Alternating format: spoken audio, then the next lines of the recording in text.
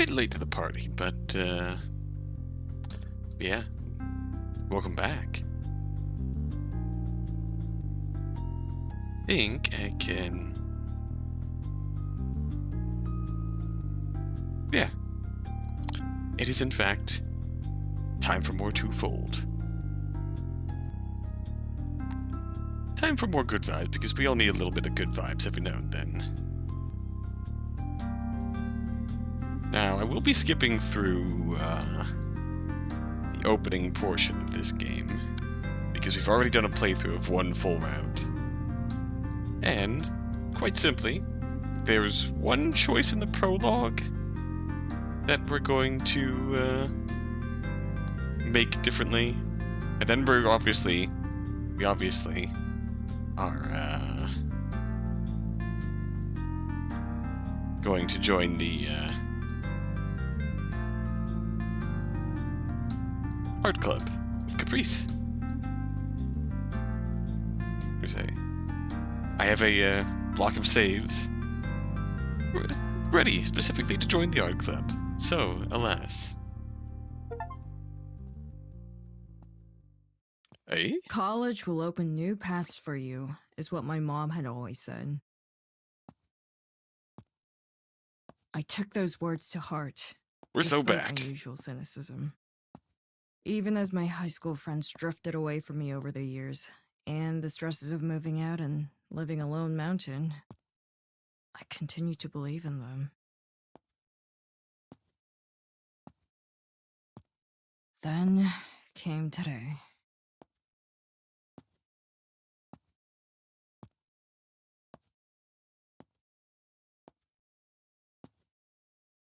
The meeting with the advisor was never going to go well. Academic probation isn't a term thrown around in good circumstances. Even with all that, a 1.2 GPA was a surprise.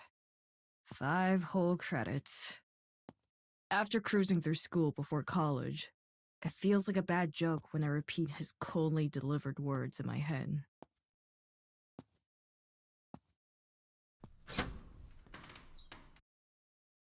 My heart sinking, I finally close the door behind me.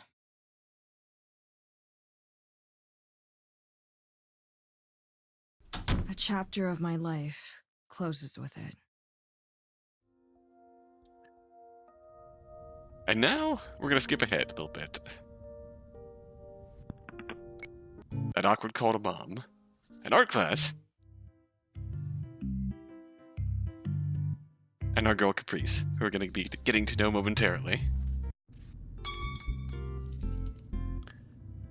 There's the gang, Caprice, Millie, and Haley.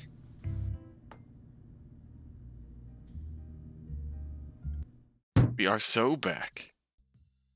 We're skipping through the prologue a fair bit of ways, but anyways, there's our boy Darren. There she is, pro-hater Heather. And the art club. We are going to get to know a fair bit better this time, but we have got our that's right, we have 2 choices to navigate this time. Last time we stayed put, had a bit of writing done. Let's drop this save into Caprice hours. And, I mean, look at them. We don't want to disappoint either of them, do we? But look, this time, I'm gonna go help Caprice. I steel myself for a moment, but eventually pull myself up out of my seat. Millie doesn't say anything, but the frown on her face says more than enough. Yep, our concerns are very much what is going to happen to the writing club. If Olive decides to bail and go for the art club. We know what happens at the end of Millie's route between the writing club and the art club, but in this case, Millie's not in the greatest place whatsoever. Hello, twin. And we just had a big argument between art club, specifically Caprice, and Millie, writing club, sharing spaces. Caprice is raiding for supplies, And now we have, gonna go assist. Like you said, it'll just be a few minutes. Win-win, right? Win-win. She responds with a faint nod and an even fainter smile, pushing her disappointment as far to the back of her mind as possible as she turns her attention to Darren. Sorry, Millie. You should help make me feel less guilty about things. I approach the back of the room. Tanya takes notice and starts making her way for the group. As we pass each other, she gives me a couple taps on the shoulder. Hopefully they'll stay in line if they have a newbie to impress. Good luck. Writing club will be written out of existence. Ba-dum, bum, bum. And with that, she takes her spot next to Darren and Millie as I shuffle to the back cabinets.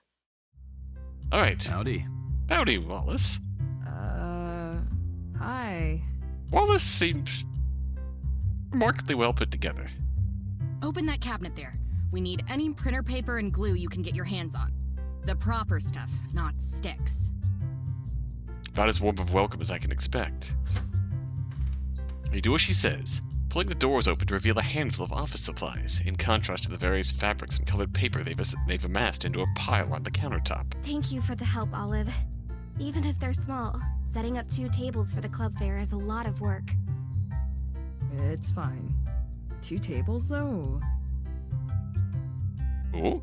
Millie's sharing her space with us, so we're helping with the writing club setup too. Sharing. Sharing, air quotes. Space, air quotes. Caprice jump scare. Caprice is quick to jump in, eager to not give Allison more time to form a more generous response, surely. The relationship between Caprice and Millie is so strange. It's like they're fluctuating on how friendly they are with each other on a sentence-by-sentence basis. Even their actions are inconsistent. So, don't take this the wrong way, but why help us out here anyway? You came here for the writing club, right? She tries to make it sound like casual conversation, continuing to dig for supplies out and adding them to the already large pile as she asks, but the tone of her voice betrays that pretty handily. Well, Caprice mentioned getting your club together when we met in class the other day. I figured this might be better than forcing all of you to go out of your way for me. Aw, see? They'd be a perfect fit.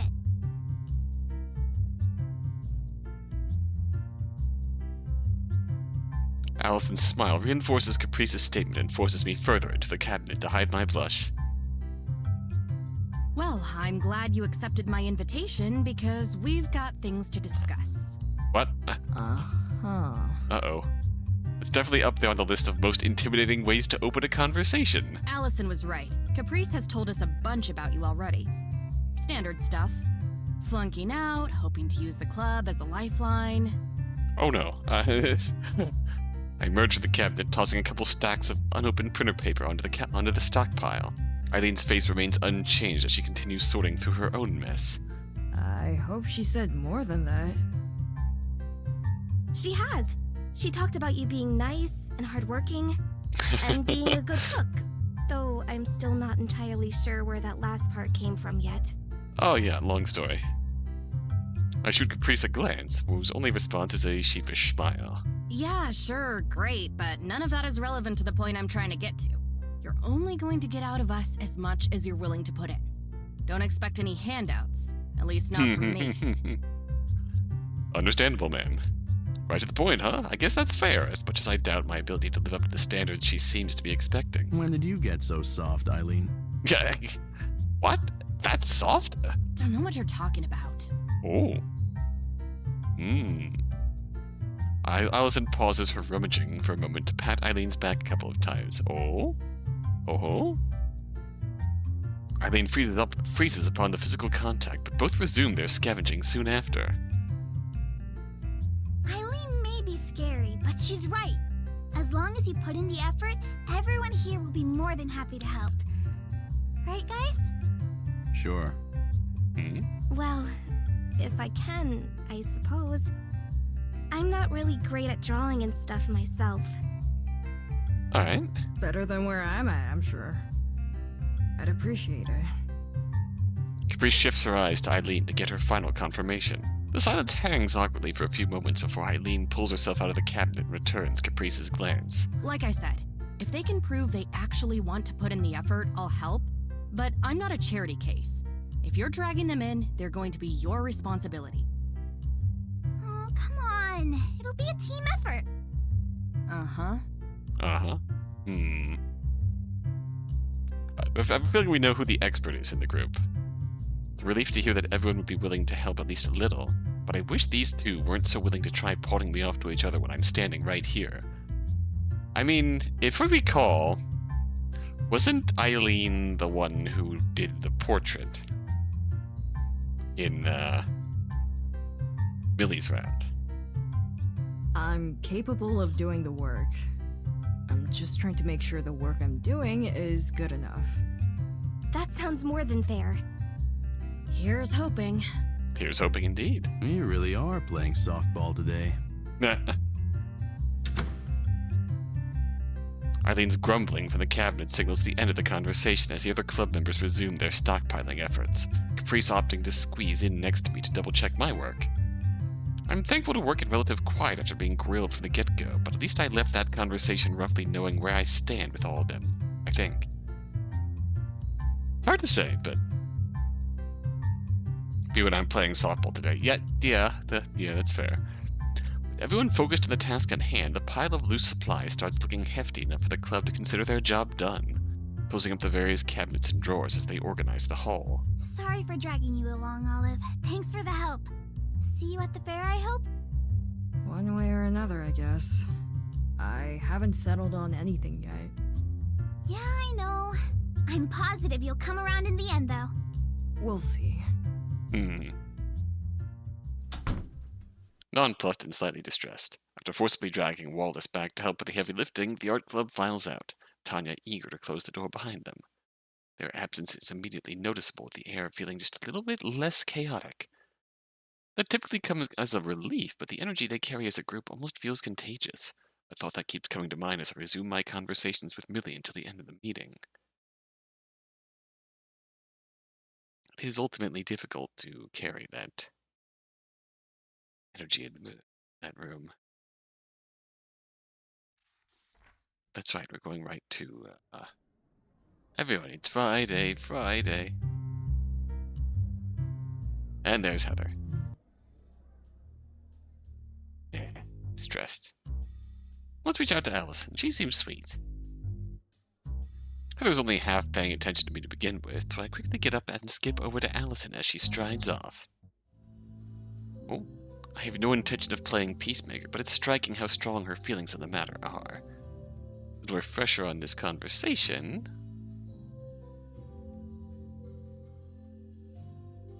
Heather is,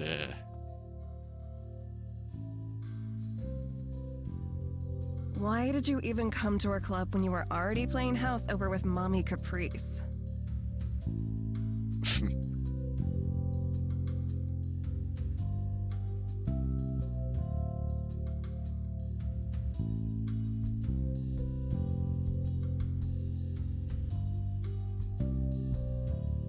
So Heather was very, very visibly not a fan of either club. Anyways, so Hey, Allison.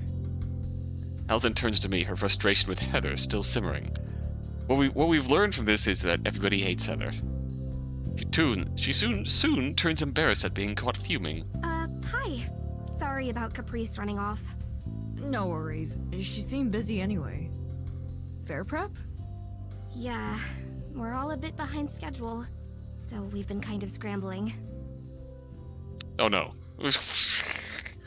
Heather gives a dry ha as she overhears the last of our conversation before wandering off toward the food counter. See ya. She's always so rude.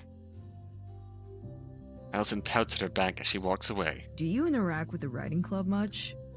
Outside of yesterday, I mean. It's an inspirational hater tool. Like, professional, ultimate college level hater. Every now and then. More lately with this fair stuff. Not like Heather's much of a club member, though. What exactly is the club fair about? I saw it advertised earlier last year, too. Advertising clubs? There's not much to it. A bunch of the school clubs set up in the gymnasium and try to recruit people. Mostly freshmen who haven't been poached yet. Millie offered to share her space, so we're sneaking in this year. If you have a way to get new people like that, why is Caprice so dead set on recruiting me? Caprice is really serious about the club. But you've probably noticed that already. Honestly, she's serious about everything she does. You don't know what a club fair is? No wonder you have a 1.2 GPA. Honestly. They are just all work and all work. Sometimes the reality of college hits you when you're trying to work and go to school, and before you know it, you got a 1.2 GPA. Hello, Jeannie. She wants to get every person possible. A dream of hers is to grow and expand the club beyond even the huge existing one. And 1,000 person art club. She trails off, suddenly going quiet as she thinks better of continuing. And what? to be honest with you, I prefer smaller groups. I'm fine with how things are. That's fair. Nothing against you, though. You're free to join if you want. You'd love it, I'm sure. Everyone really is nice, and we have a lot of fun. That's a good one, thank you, Red. Caprice is wonderful, too. I know she can be a little overbearing at times, but she always brings so much energy. A little too much, maybe. The choice between Caprice and Millie is really the choice between the benefits of being with an extrovert versus the benefits of being with an introvert. Sometimes, sure. I get it. When I first met her, I thought she was pretty overbearing. I wouldn't really fault you for thinking that. She's good at what she does, though, right? Oh, absolutely. Everyone there is. I'm still learning, but they're always teaching me new things. But I guess what's happening is... She taps her finger to her chin, pausing to give her next words some thought. Caprice wants us to be a legitimate club. A club that's official, real, whichever word you want to use. We aren't much of one right now. We barely nudged our way into the fair. Even then, we kind of cheated to get there. Because you need like an advisor to actually get a proper budget If and... I join, will that even change anything? I don't know. It'd take more than one person, probably. Of course it would. 4 members would be helpful, but I wonder how many they'd even gain from an event like this. Then there's the fact that Allison here clearly doesn't want it. I wonder if I'd just be butting into some group of close friends more than joining a club. Still, we're going to do our best. You should do what's best for you, too. Thanks. Sorry for keeping you. I'll see you around. Allison gives a quick goodbye before skipping out to try and catch up with Caprice. What I found might not have been what I wanted to hear, but at least she was honest. Now, time to actually get some food. Writings on the wall, this club isn't going to go well. Yeah. Just steal a classroom that no one is using. No advisor, we bawl. I quietly mull things over as I head to the food counter. Oh? The art club is close and friendly. They're small because it's like they're a group of friends trying to be a club. The writing club isn't much, but at least Millie seems capable and eager to help. It's probably better to not even consider Tanya and Heather as factors. I'm not sure if either's a good option. Maybe this club fair will help me find better answers.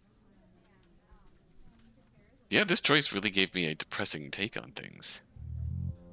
Hey. Hey, Ailey. We're doing art things. We're skipping ahead here. That was our choice. I do love Haley's theme. It is a vibe. Time to choose. Darren, Tanya, Heather. Yeah, right. There we go.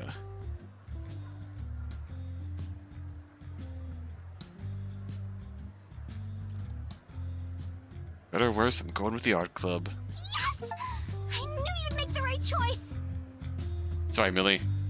She pumps her fists, jumping up and down. Millie frowns with either annoyance at Caprice or disappointment at me? Probably both. She quickly corrects this into a pleasant smile, though. Well, Olive, thank you for at least considering us. I'm so sorry, Millie. Someone who was part of the writing club may make our own published issues. We can fully admit to who needs an advisor? We ball. Yeah. Yeah, sorry. Don't worry, you're not the only prospective member in this gym. I hope you have a wonderful time with your new club. Take care, Millie. Thank you. Good luck. Let's see how Wonderful well won't even begin to describe it. she does. Let's hope and pray that things go better for her in the good point, Red. Who is John? We have his paintbrush. She reaches out and grabs my hand. Thank you. Her hands firmly grasping mine. She shakes my arm without rhyme or reason, expelling as much energy as she's physically capable. Don't want to admit how much it hurts. I'm counting on you. Don't worry. It won't just be me. The entire club has your back. We'll get you there. Trust us. It's easy to get wrapped up in Caprice's energy. All I can do is hope that she's able to live up to that enthusiasm once we get into the actual studying. So long as she and the club are willing, I want to hope I'll be okay, even if I have to force myself to believe it. Don't know enough to know for sure, but all I can do is place my blind faith in them. It'll be okay. It has to be.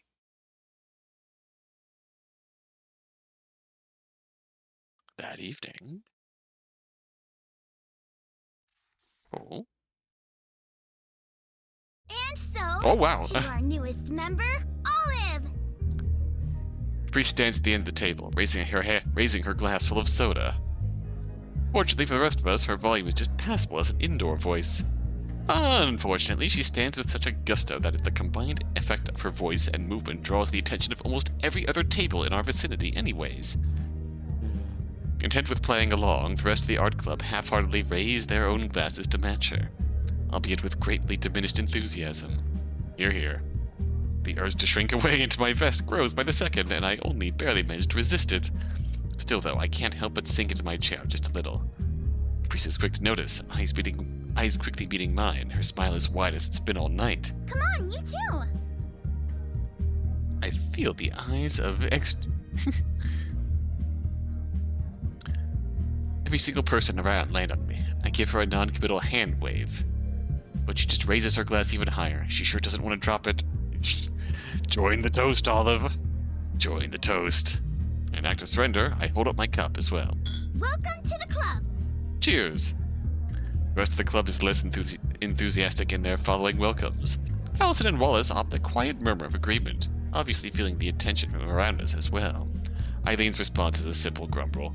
I mean, yeah, that seems like Eileen. Satisfied with the response regardless, Caprice extends her glass and takes a drink, ending her impromptu toast. Pizza again, huh? It's tradition. We gotta do this every time someone new joins the ranks. Pizza party, pizza party. It feels like if it wasn't attached to her face, Eileen's eyebrows would be leaving Earth's atmosphere. Boom! Into orbit. Another tradition? If we keep adding more, we'll be eating pizza more days than not. Is that a problem? Oh, so I'm just an excuse for a party. It tugs at the back of my mind, but I shake it off for now. An excess of celebrations isn't that big of a deal, assuming we still get study groups together. Now that Olive has decided to join our club, we're up to 5 members. 5! Great enough, man. We need 5. How many did that other club recruit? 0? Oh no, don't taunt her. Caprice. I'm kidding. I wish only the best for them.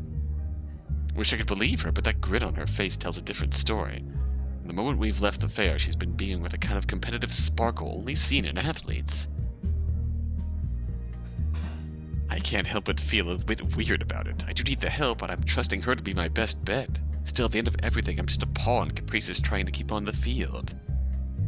Well, it was basically the flip of a coin. So you say, but I'm sure you had your reasons. For example, it's clear we were the fun choice. Probably the most fun at the whole fair. I mean, yeah, there's enough pizza styles and types to make up for it. I feel like, yeah, you just do a little bit of a, it says, pizza exploration, pizza bonanza. With a fun choice. There are a lot of reasons, but I can't say that was one of them. It was mostly for the study help. I don't intend on becoming your personal tutor. I didn't really plan on that. Then you made the wrong choice. Caprice has been running us ragged since classes started back up last January. Okay, the assuming we will still get study groups caveat hasn't gotten off to a great start. Eileen takes a small sip of her beer before continuing her thought. I had a chance to peek at Caprice, who's suddenly gone quiet. She's struggling with a particularly large piece of pizza, trying to catch all the cheese before it slides off. Eileen continues to seize the moment. To gripe. The ratio of asinine field trips we've been taking to actual studying is heavily not in your favor.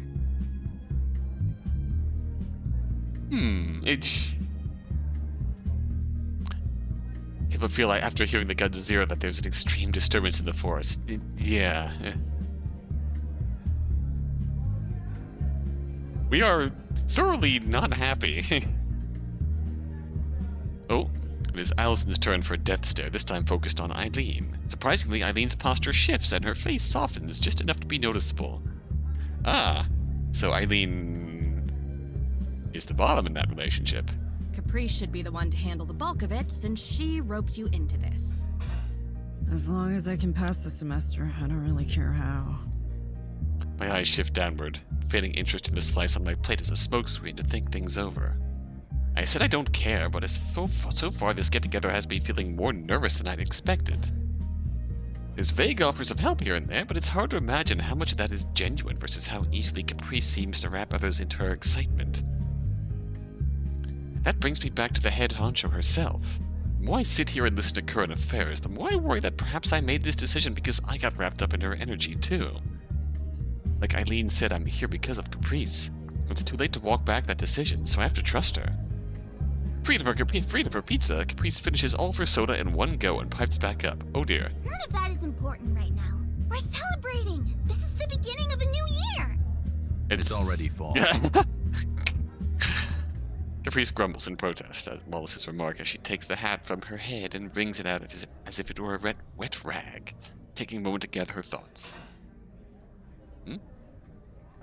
After the last imaginary drop is wrung out of the poor thing, she places it atop her head once more, and her face lights up. So here's the agenda going forward. Oh, agenda, alright. We'll draw, create, and make more than ever before. And since Olive is just entering the world of art, we'll have to cultivate in them a love for it. Yeah, this is a very beginning of game, closed off, nervous Olive. And so far, the club setting for the art club is giving them very much reason to be nervous. She looks at me and nods proudly, beaming, very profound. I feel the urge to remind her I'm looking more for study help than my own artistic awakening, but think better of it for now. Her eyes sweep across the rest of the table. In the past year or so, we've only expanded more and more. It started with one, me, and then soon there were 3 of us. 3? Allie! Yes? Allison sits up straight, startled. With this club, you found a new love. Oh? Oh, that's cute.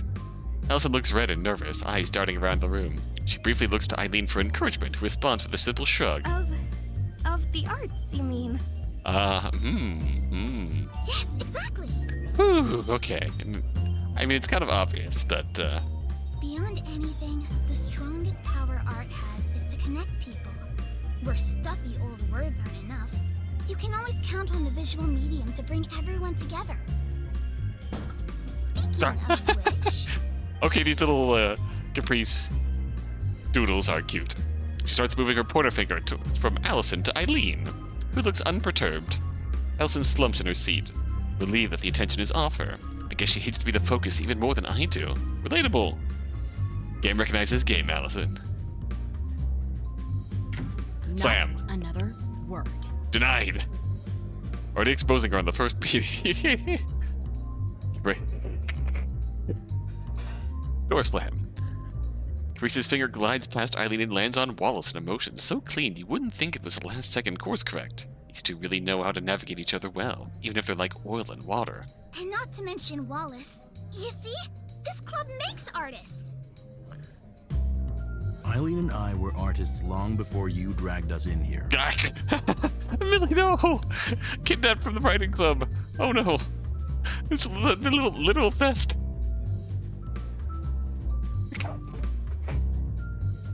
No! You stole them from Millie. Details! Point being, the club is more than capable of molding someone into an artist, and that's exactly what it's gonna do. That's you, by the way. I feel like we're getting ahead of ourselves here. Okay, those little doodles are So the plan cute. is simple. Create! Everything else will come naturally. Fair enough. Anger Millie is angry. Caprice stands with her hands on her hips, seemingly done and very pleased with her speech. Takes a minute for anyone to react. ... Is that all? Sounds fine to me. The sudden shift to dramatics made me worried something drastic was about to happen. Right. I believe in freedom of expression, but as usual, I'll be directing meetings to help inspire you. I'm so social. So social. Look at all these close friends of mine right here. I believe in freedom of expression. Yes. Inspiration can come from anywhere, and when it strikes, you have to capitalize. Strike while the iron's hot. Create. I wonder how many of these inspirational lines come from the internet and how many she's trying to churn out on the spot. That sounds good and all, but how will it help me pass her actual art class? Cite your sources, Caprice, or else you'll incur the wrath of the agents of Sobek. Oh, Olive. She gives me such a sad, pitiful look like I've just asked how to boil water. To understand art, truly understand it, you have to experience it. Be immersed in it. There's no better way to do that than to be surrounded by it all the time. But do you guys, actually study? No, we vibe. Seemingly trying to help the conversation, Allison raises her hand meekly to join in. I took that class last semester. A big part of the finals is about exploring the fundamentals in your own way. What, like actual art? So what's the textbook even for? To randomly quiz you on. It'll be fun. You'll see. What's gonna be your focus, Allie? I was thinking of trying to get into sculpting or something this semester. Ooh. Oh, I like the sound of that. Branching out is important. Caprice emphasized drawing so much coming into this, I hadn't really considered that this club bothers with other art forms. But then the Fine Arts Club at our school, which I didn't even have a chance to consider joining instead of this one, probably covers just about every form of art there is. I've been trying some new brushes. Wallace holds up his phone to show Eileen the screen. Allison curiously leans in to take a look too. Can't see it from my angle, but trying to get closer to steal a look doesn't feel right with how new I am to this circle. Huh, not bad. But man, a tablet just doesn't feel the same as the real thing. So Wallace is a digital artist. Eileen is an actual, honest-to-goodness painter. I'm sure you'd be great once you got used to it. I'm sure you would. As for me, I don't think I could ever go traditional. No undo. I don't know how you do it. That's why we practice. I'll just stick to digital. Thanks. Respect to both of you. That's Eileen the traditionalist, Wallace the digital artist, and Allison the experimentalist. Regardless of everything else, I could have done a lot worse than this variety if I was looking for help. As for Caprice, what does Caprice do? Hey, Oh shoot. Seen some quick sketches of hers in class, but I'd like to assume there's more to her than that. Guess it wouldn't hurt to ask. What art do you do? She gives me a mischievous smile. hey, what kind of art do you do? Oh, are you curious? Yeah. Not for long. Not anymore. Goodbye. She playfully taps my arm. Oh, don't be like that. I made the posters and flyers for our club, of course. You saw some of my best work at the fair. So what we're saying is... So what we're saying about Caprice's art talents is that graphic design is her passion. Are those her best examples? The posters were eye-catching, but they felt like technique had been swapped out with raw energy while creating them. Guess that's suitably on brand, but I'm not sure if pure energy and willpower are enough to help me brute force the actual technical know-how needed for a passing grade.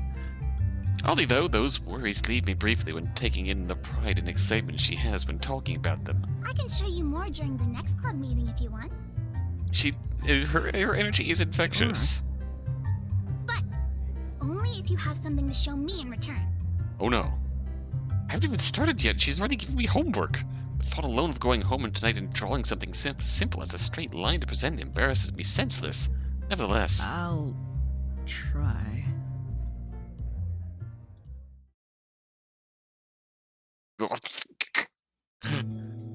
The Oak Tree.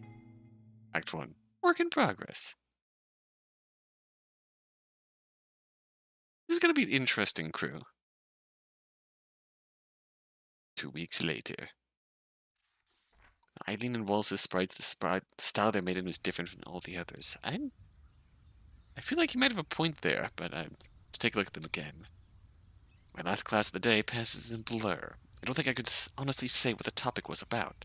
Since it was just computer literacy, it probably didn't matter anyways.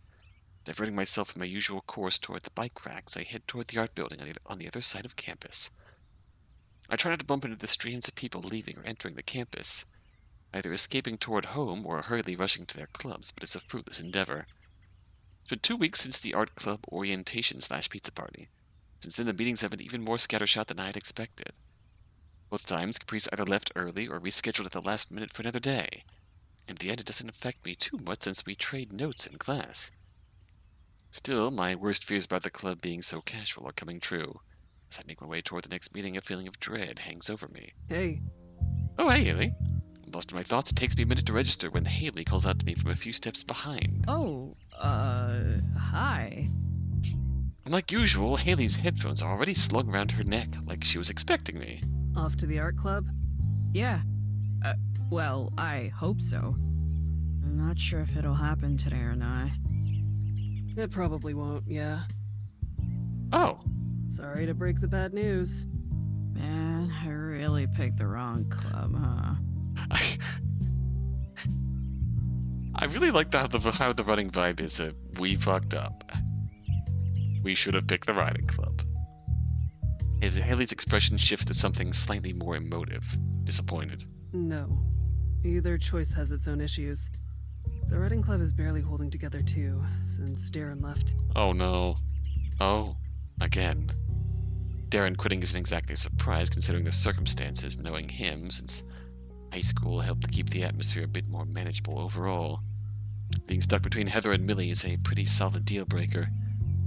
Look at Haley. It gives me a non-committal shrug. She looks almost as downtrodden as I feel. I joined to help keep the numbers up, but there's no helping the attitude of the other members. Oh, Haley joined the riding club? Look, Oh. I know it's probably weird coming from me, but if you could give the art club an honest try, it'd really help me out.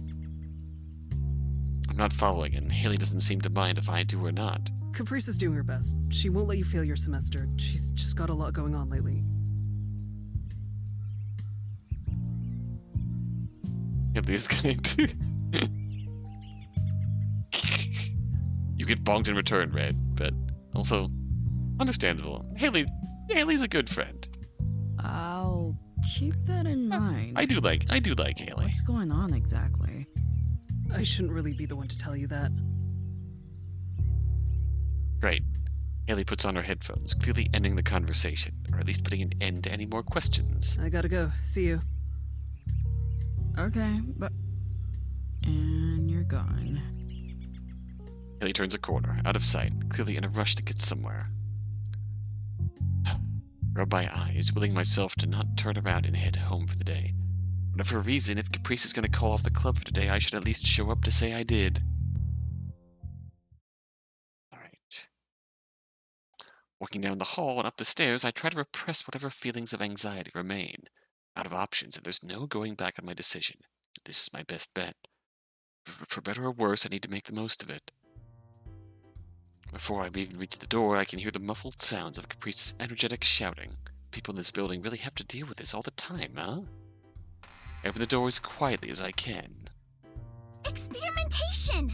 Let it flow through you. Let the medium speak to you. Speak? Sounds suspiciously like a free study period.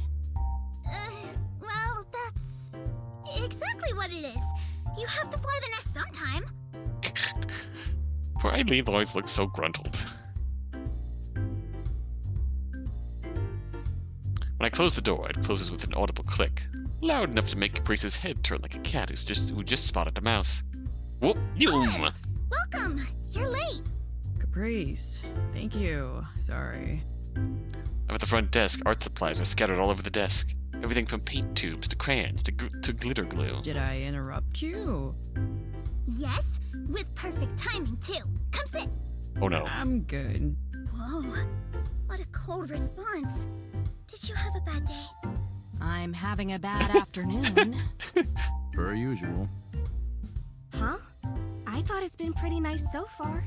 An Eileen bad is an average Joe's great. Allison giggles, and Eileen closes her eyes in a possibly mock frustration. Oh, even if she is sincerely upset, it melts away instantly as Allison shuffles closer to her, muttering something about their dinner plans for later. Oh, cute. Give it an honest try. Well, Haley, here goes nothing. So, what's with the table? Something about a free period? I was actually hoping to review the lecture from last week. Uh-oh. A scary glint catches in Caprice's eyes as she pulls her hat down slightly, shadowing her face. She has... You walked right into my trap. Last week's lecture was all about artistic choices. Why does an artist choose dry media over wet? A 2D painting over a 3D sculpture? I'm not really understanding this second time around either. Knowing smile on Wallace's face.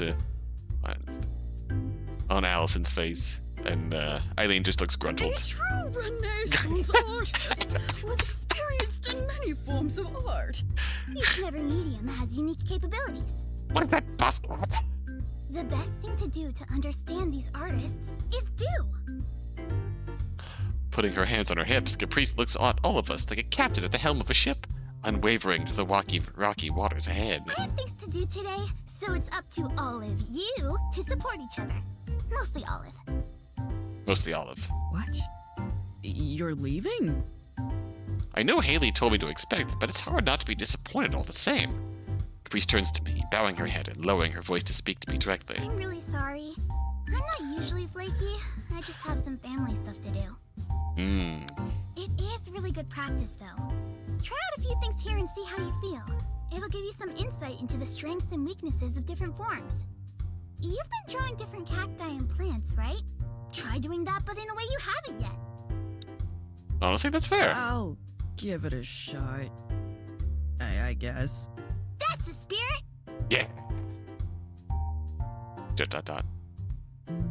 Caprice's phone buzzes in her pocket. She takes a moment to glance at the screen. Her smile wavers slightly, and when she returns it to its place, her voice has lost a bit of its excited edge. AKA, Millie bailed on the family plans. Well, I'm off. Have a good time, everyone. Wallace, would you mind locking up my stuff when you guys leave? Sure. Take care. See ya, Caprice. Eileen has already turned to her own bag, obviously ignoring the prompt for today as she takes out tubes of paint and well-used brushes. Caprice gives 2 thumbs up and hops out of the room, taking out her phone and dialing as she goes. Too late, I realize I forgot to ask her about the notes she was going to lend me. I'll have to call her later and see if she'd be up to share them before the weekend.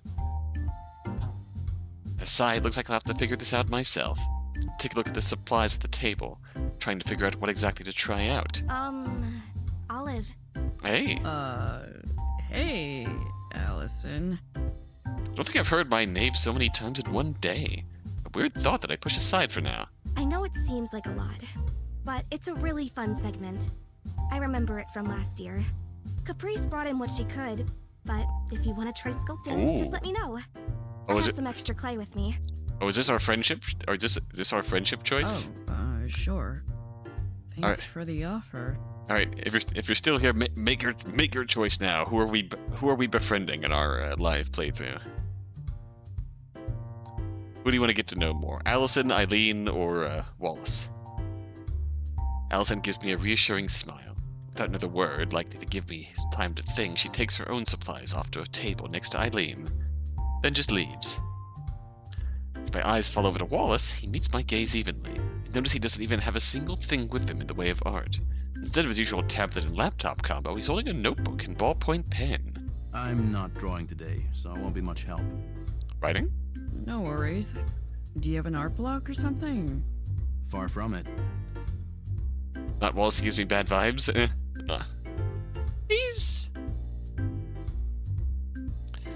He gestures with his notebook as if I'm supposed to glean some important information just from the cover. All it says is Ruffs in poor handwriting on the cover. I'll tell you, Red, why I would be interested in Wallace. It's because Wallace is a member of the writing club. Used to be a member of the writing club. So, even by the fact that he seems to be writing today. What is that supposed to even mean? I'm going to be planning out the next chapter of my comic. Ah, webcomic. Okay. Without drawing? Comics involve writing, I Olive. need to write it before I can draw it. I don't know if it'll count in your case, but it's pretty easy to do if you get in the headspace for it. I see. Thanks. That's probably why he was so willing to make the jump from writing to art club. Because his clear interest here is conducive to both sides. Wallace steps away to a nearby table, opening his notebook and taking out a pack of index cards. Even from here, I can see the cards have a lot of writing on them. Something to reference as he goes, maybe? Well, the options are all here. Just have to pick one. There we go. Make your choice. Friendly faces. Try painting like Eileen. Painting is straightforward, at least. Sculpt alongside Allison? Sculpting is intimidating, but she's nice. I love sculpting a cactus. Trying to paint a cactus. Sculpt. Draw? He said he was writing, but, cactus webcomic? Alright. So what's our choice here? I would be interested to see, where Wallace's path goes. I'd also, honestly, I have no clear preference.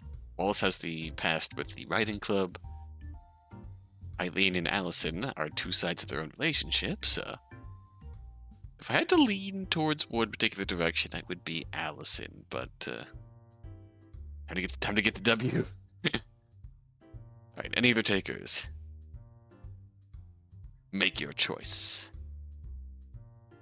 Eileen likes something about the more cold characters making them feel things. Ah, yeah. It's a good choice. We have one vote for the dub. One vote for Eileen. One vote for Following My Heart. Which is...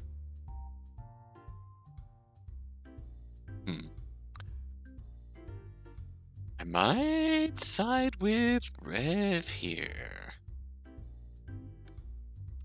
'Cause I agree with your take on... Alright, let's go paint, shall we?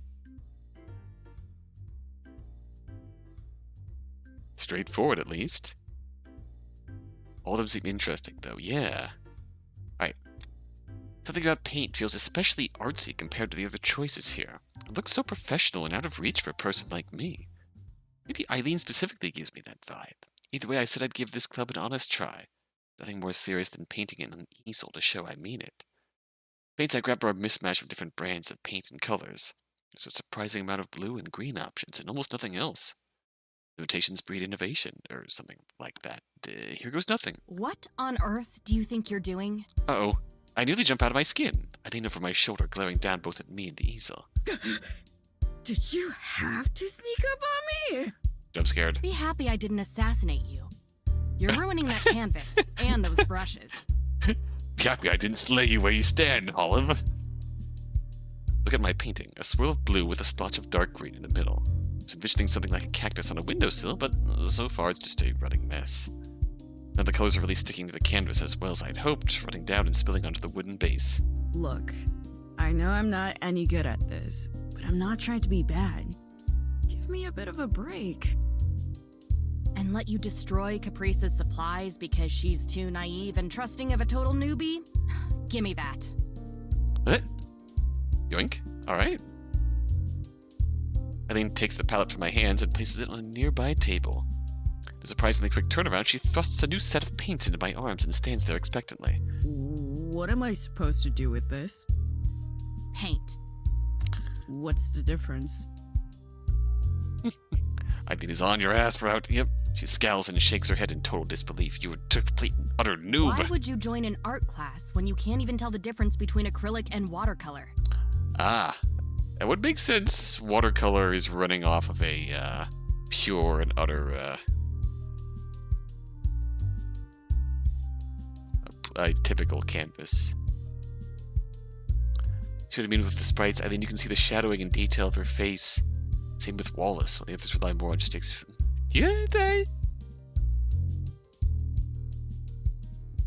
Yeah, her face is more clearly yeah. Interesting.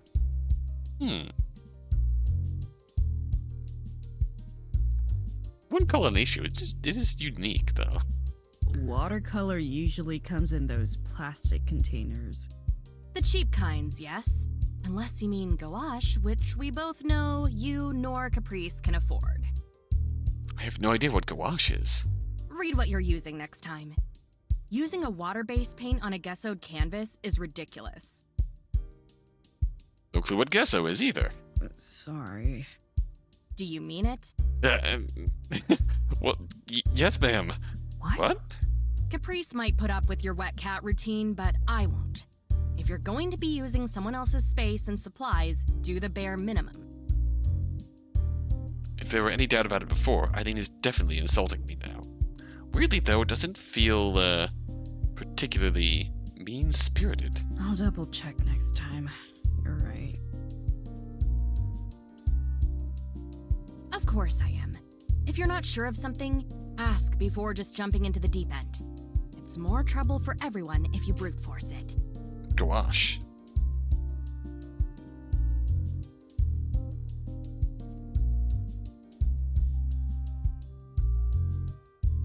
Eileen storms away without another word. The short time we've been here, she's already created a whole figure and scene on her whole canvas. It makes my current attempt look embarrassing in contrast. I sigh and try again. This time with the right materials. The difference in how the paint lays is immediately clear. The nude energy, or just because I don't want to get yelled at again, I get back to work.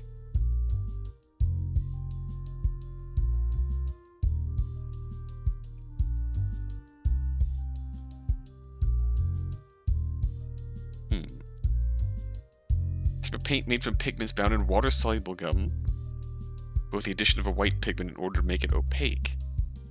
Huh.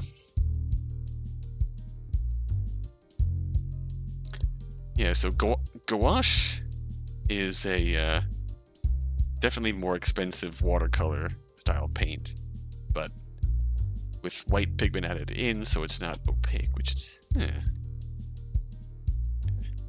and a gessoed canvas.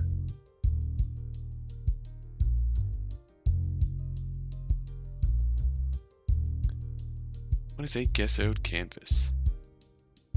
Oh.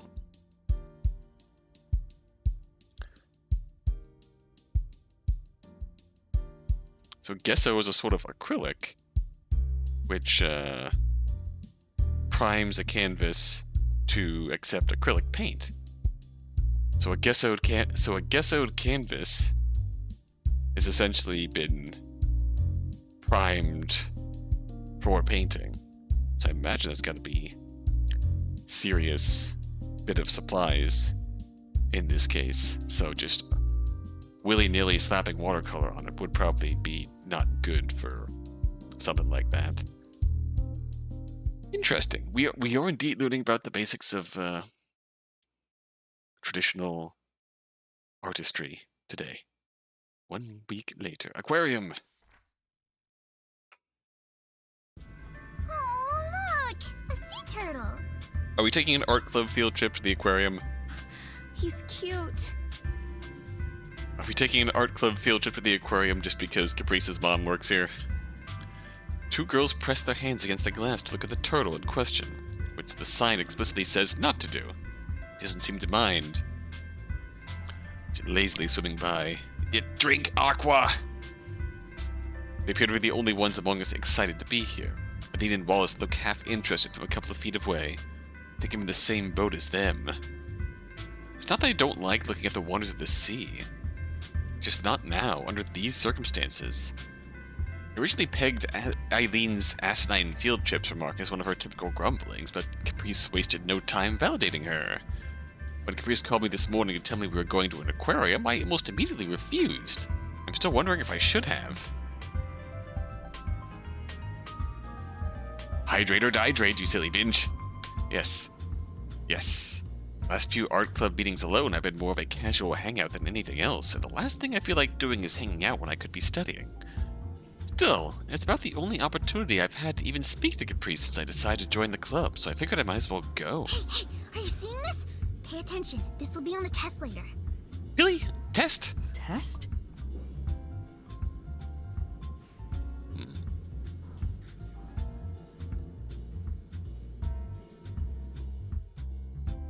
Yeah, they are,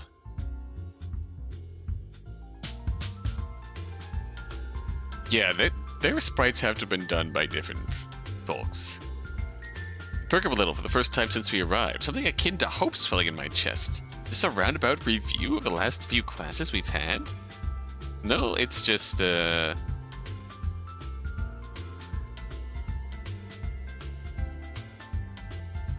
It is, in fact, just... There's no test.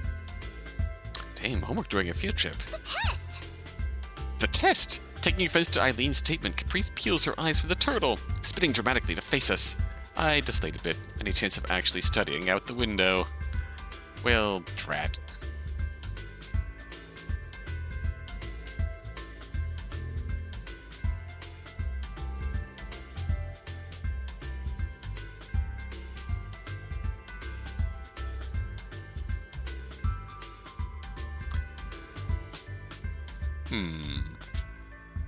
I bet you anything.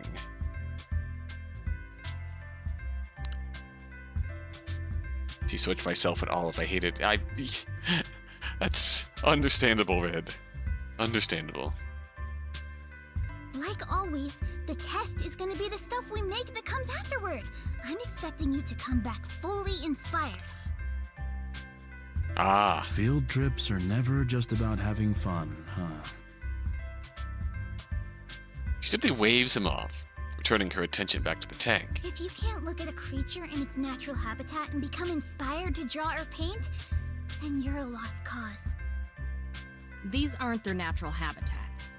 I mean, fair. They do what they can to emulate it. It's close enough. Look at him swim. She points again, this time to the turtle, who is making another round by the glass.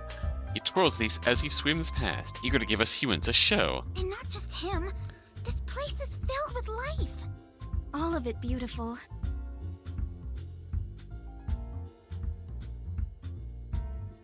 Yeah, in fact, to your point, Rev, check the Steam page for First Snow. Which we will be playing once we finish Twofold, but First Snow is essentially a prequel of sorts, using related characters. And it looks like, just looking at the screenshots, that this Eileen's sprite,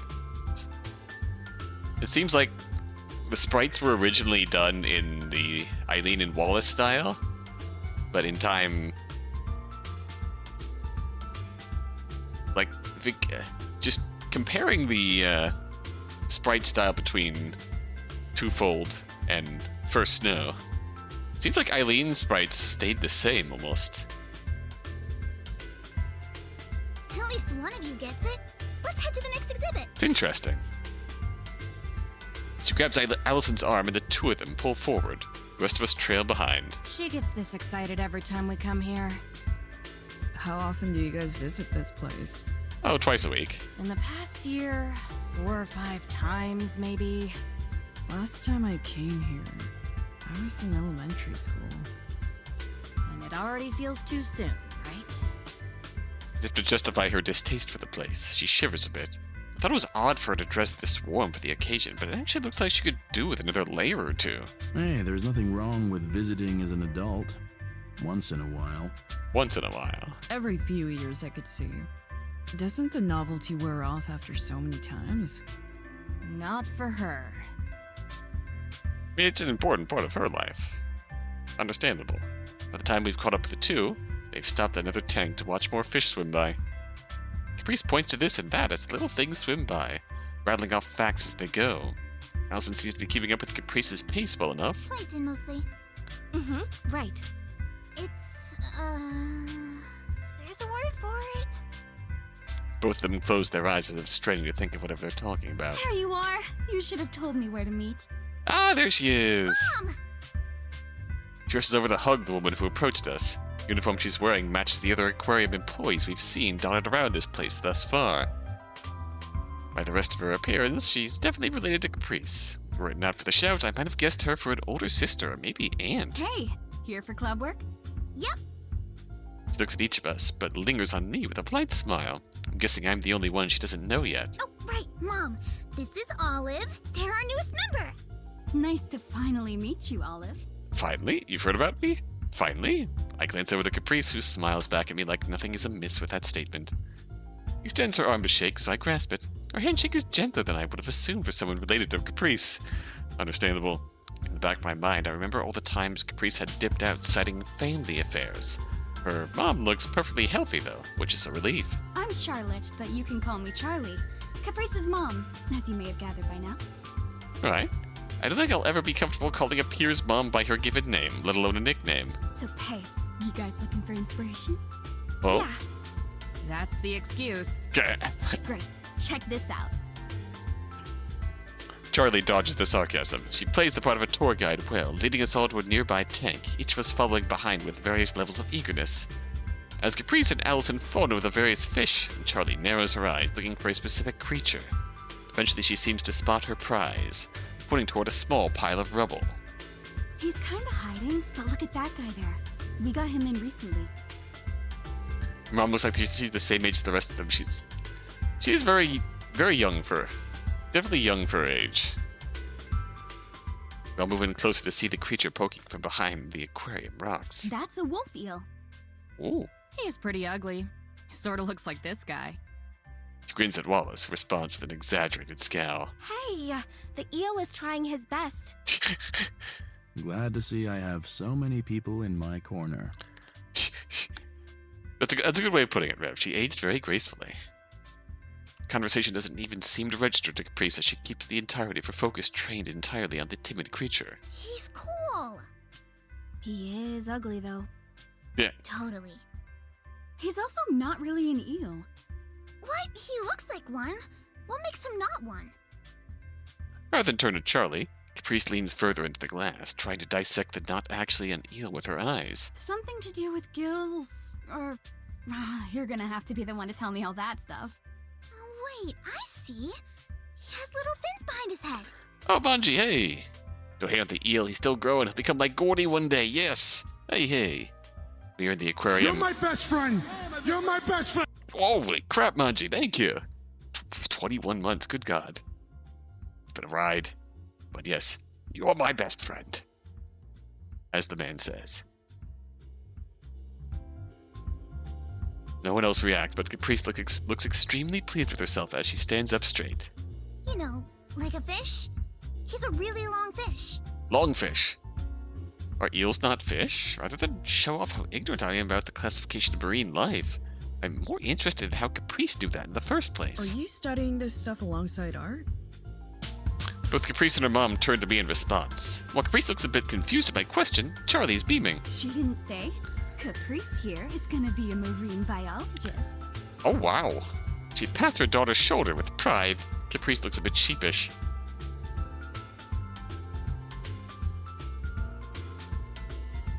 The ride right now is constantly looping Eternal and Silver for the past 2 days. Ah, understandable. That's cool. It's what I plan on studying in university anyway. Caprice is planning to go the Jotaro Kujo route. I see. Excellent. These two seem to get along well. Like mother, like daughter? Eh, No, she's smarter than me. I just memorize scripts and whatnot. Though you can't work here long without learning some stuff. I'm more about marine mammals, though. We should go see the otters next. show me the otters. Yeah, I've been looking forward to it. Show me the otters, Caprice. You might wanna wait. Feeding time's coming up soon. Speaking of feeding time, if we're gonna be waiting anyway, we may as well grab something to eat. Can't wait to keep seeing Caprice in the next 3 parts. I'm on my lunch break. We can all go together.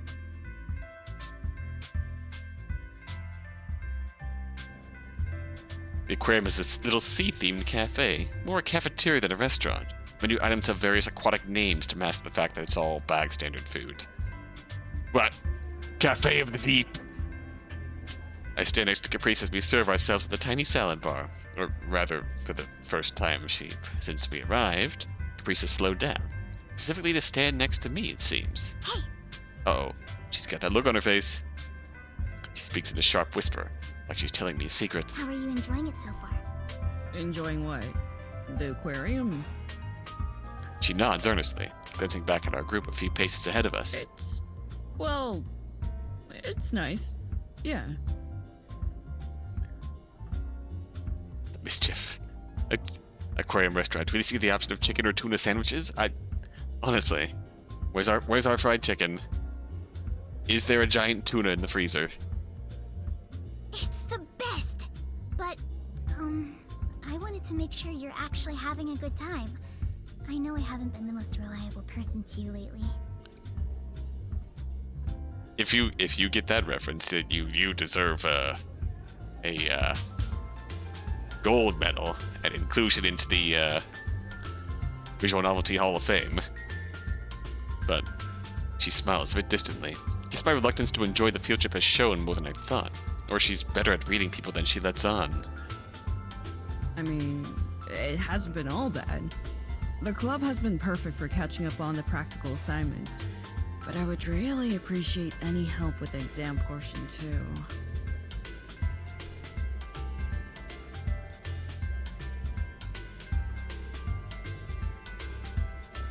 Let me find the picture.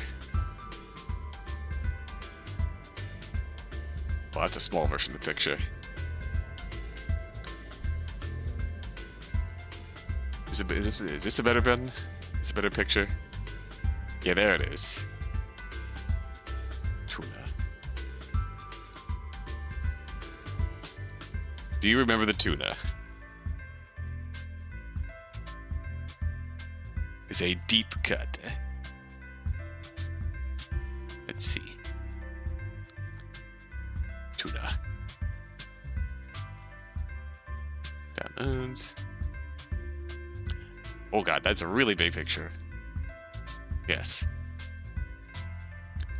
If you remember the tuna, there it is. There it is. The last time we were in an underwater facility of this sort, it went well. I should say we only died a few times, but the old tuna in the old frozen tuna shenanigans. Or is that from Ever 17? The Out of Infinity. Like years and years ago, we played the Infinity series on my YouTube. Sometimes you gotta beat someone with a frozen fish. Oh, do we want to see the we need the other tuna, too. Where's the other tuna? The tuna sled. That's a small version of the tuna sled. Give me the tuna sled. There's the tuna sled. Tuna 2. We're taking a small break from the shenanigans to revel in the tunas. Gang has to be much stronger than they look. Yes. Honestly. Tuna 2. There's the other one. That just became a running gag in the city. Yep, tuna number 2. Oh, believe me, if I recall, they were struggling quite a bit with that tuna, the big fella. And this one, we are trapped in a cabin, and you've had a little tuna sled. Everyone going sledding on the tuna sled. There's a. Oh, you haven't seen the tuna sled? That's Remember 11, where we were split between the cabin in the woods after the plane crash and where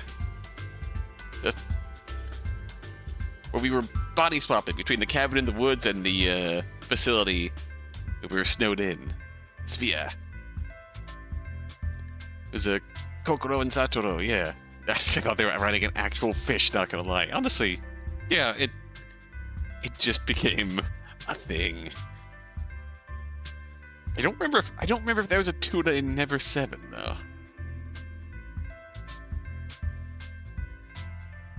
I don't think there was a tuna in Never 7. But Never 7 was very much like the prototype Infinity series experience, where it was like 90%. Oh, you don't remember Remember 11 at all? Oh, I'm not gonna lie, Manji. I really want to try and pick up a copy of that game and play it again one of these days, because honestly, of the three games, Ever 17, Never 7, and Remember 11. Remember 11 is still my favorite. It's like, my thoughts about the Infinity series, they run on like a sliding scale of dating sim to mind fudgery. Never 7 is like 80% dating sim and 20% mind fudgery. Ever 17 is a more even split of dating sim and mind fudgery. 55-45, 45-55, right down the middle. Remember 11 is like 90% mind fudgery and tension, and it's good and it deserved more love. I love Remember 11. It's up there with my favorites of all time. I really want to play that game again one of these days. I'm just blown away. Anyways, we are getting lunch. Absolutely. Our next meeting will be extra crunchy. You'll see. That is not the adjective I was expecting, Caprice. Anyway, I really appreciate you giving it your all, including coming here. I have to beg Eileen and Wallace to tag along for these sometimes. She laughs a bit, despite the fact that it doesn't really sound like a joke. Still, I give her a smile in return. We finish piling up our salads and find our seats at Charlie's table. The other three in the party off at another, quietly chatting amongst themselves. So, Olive, have you ever been here before? Kind of. Like I told Eileen earlier, the last time I was here was in elementary school. Like my meetings like I like my pizza. Crunchy. Hey, thin crust? Thin crust based? Thin crust based? Caprice loved this place as a kid. Couldn't get enough. More than now? More than 4 to 5 times a year? She would drag me here. There was nothing I could do. Yeah, right. You begged me to come. No, I had no choice. So you're saying that your love for it now is Stockholm Syndrome? Given her enthusiastic invitation this morning, it's hard to buy Caprice's case here. I couldn't just leave you at home. You did love it, though. It's alright, I guess. A solid 7. Maybe an 8 when the winter decorations are up. She's not fooling anyone, not even herself, a fact she's willing to quietly admit with a smile. They are precious. They are precious, mother-daughter. The way these two effortlessly bounce off each other is something to be admired, and I can't help but match hers and Charlie's grins, albeit considerably smaller. It's a question that eventually creeps into my mind that causes my smile to waver a bit, but if it's anything like my own situation, it might get awkward were I to ask. There wasn't always someone around to watch her for me, so I'd take her to work sometimes. This place was pretty accommodating, thankfully. She answered my question without the need to bring it up myself. Charlie's demeanor remains unchanged, so at least it doesn't seem like too much of a sore spot. That also brings up that horror visual novel that takes place in an aquarium that I'm remembering. It's like Sound of Drop, Fall into Poison. It's like that's prime material for being caught up in something like that. Just brought to work by your mom and just left to roam the aquarium on your own. That's dangerous stuff there for horror. My mom had to bring me into work now and then, too. I guess our family lives weren't super different growing up. A small, vague feeling of melancholy flickers in me for a moment. Though I don't know whether it's for myself or for Caprice. If it wasn't Mom bringing me in for work, it was Grandpa driving me up here just to visit. I was raised by the sea. Tilts her head up slightly, bringing the back of her left hand up to her forehead in a dramatic fashion. And this junky cafe food. Charlie frowns for a moment as she stirs the small bowl of soup in front of her. Between that and the salads Caprice and I opted for, we ended up getting the most sophisticated items on the menu. Which says altogether way too much about the meal selection here.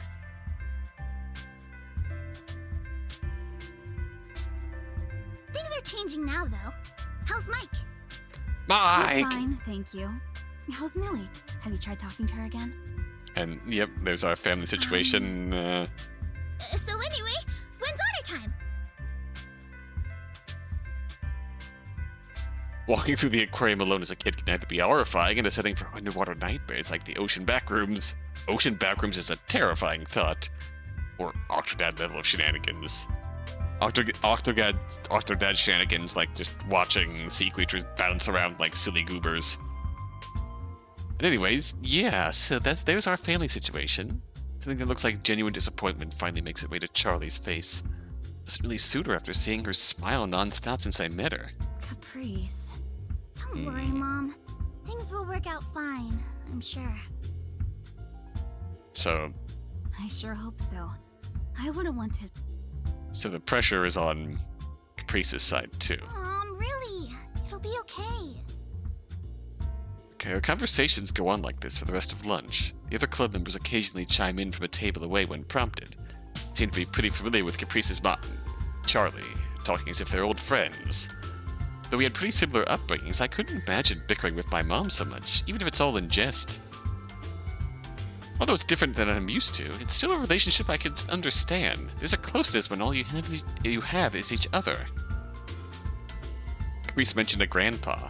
I'm sure other friends and family members came in and out throughout her life, but her core family was her and her mom. I know what that's like.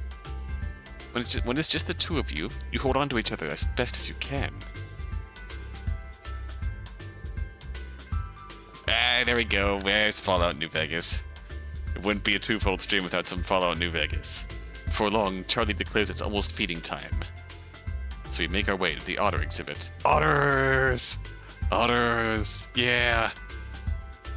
She's the one who directs the crowds to watch, explaining as a handler feeds the critters. Look at him! Look at him! There they are! Otters! Otter, otter, otter, otter, otters! We love to see it. New Vegas saga continue. I'm just gonna admire the otters for a second because look at them, look at him, look at him. Yeah, we love them. Look at those cute little buggers, water snakes. Look at those water moccasins, water tube socks. They're so cute. So cute. This cute little nose up at the bottom there. He's ah. And look at these two in the corner. Look at these two in the corner. Eileen is not thrilled to be here, but when Allison gets so excited like that, she can't help but feel a little bit doky. 25% of their body weight a day. Wow! Hungry buggers. She's giving this speech. Her voice is loud and cheerful. I can definitely see where Caprice gets it from. Otters really are cute little things. Even Eileen and Wallace seem interested. Well, Allison looks like she's about to cry for their cuteness. Mood, Allison, clutching her mouth. And Caprice. Olive, look! Ollie the otter! Oh! Maybe it's short for Olive, too. Oh, Ollie the otter. It's Yeah. Twofold in New Vegas is the Barbie and Oppenheimer of this stream. To Vegas. To Vegas. Yes. So clearly that means I need to stream New Vegas on Thursday. You are absolutely right. Ollie the Otter. She laughs, apparently finding this amusing. I show her the grimace she probably expects, and she laughs more. Caprice gets excited about everything, it seems, yet I feel like today I'm seeing her watch something she really, truly loves. Don't forget, when we get back, we're drawing otters. Or wolfies. To Vegas, Newfold. Newfold to Vegas. Not that she doesn't love art, of course. Alright. I would get utterly annihilated. That's...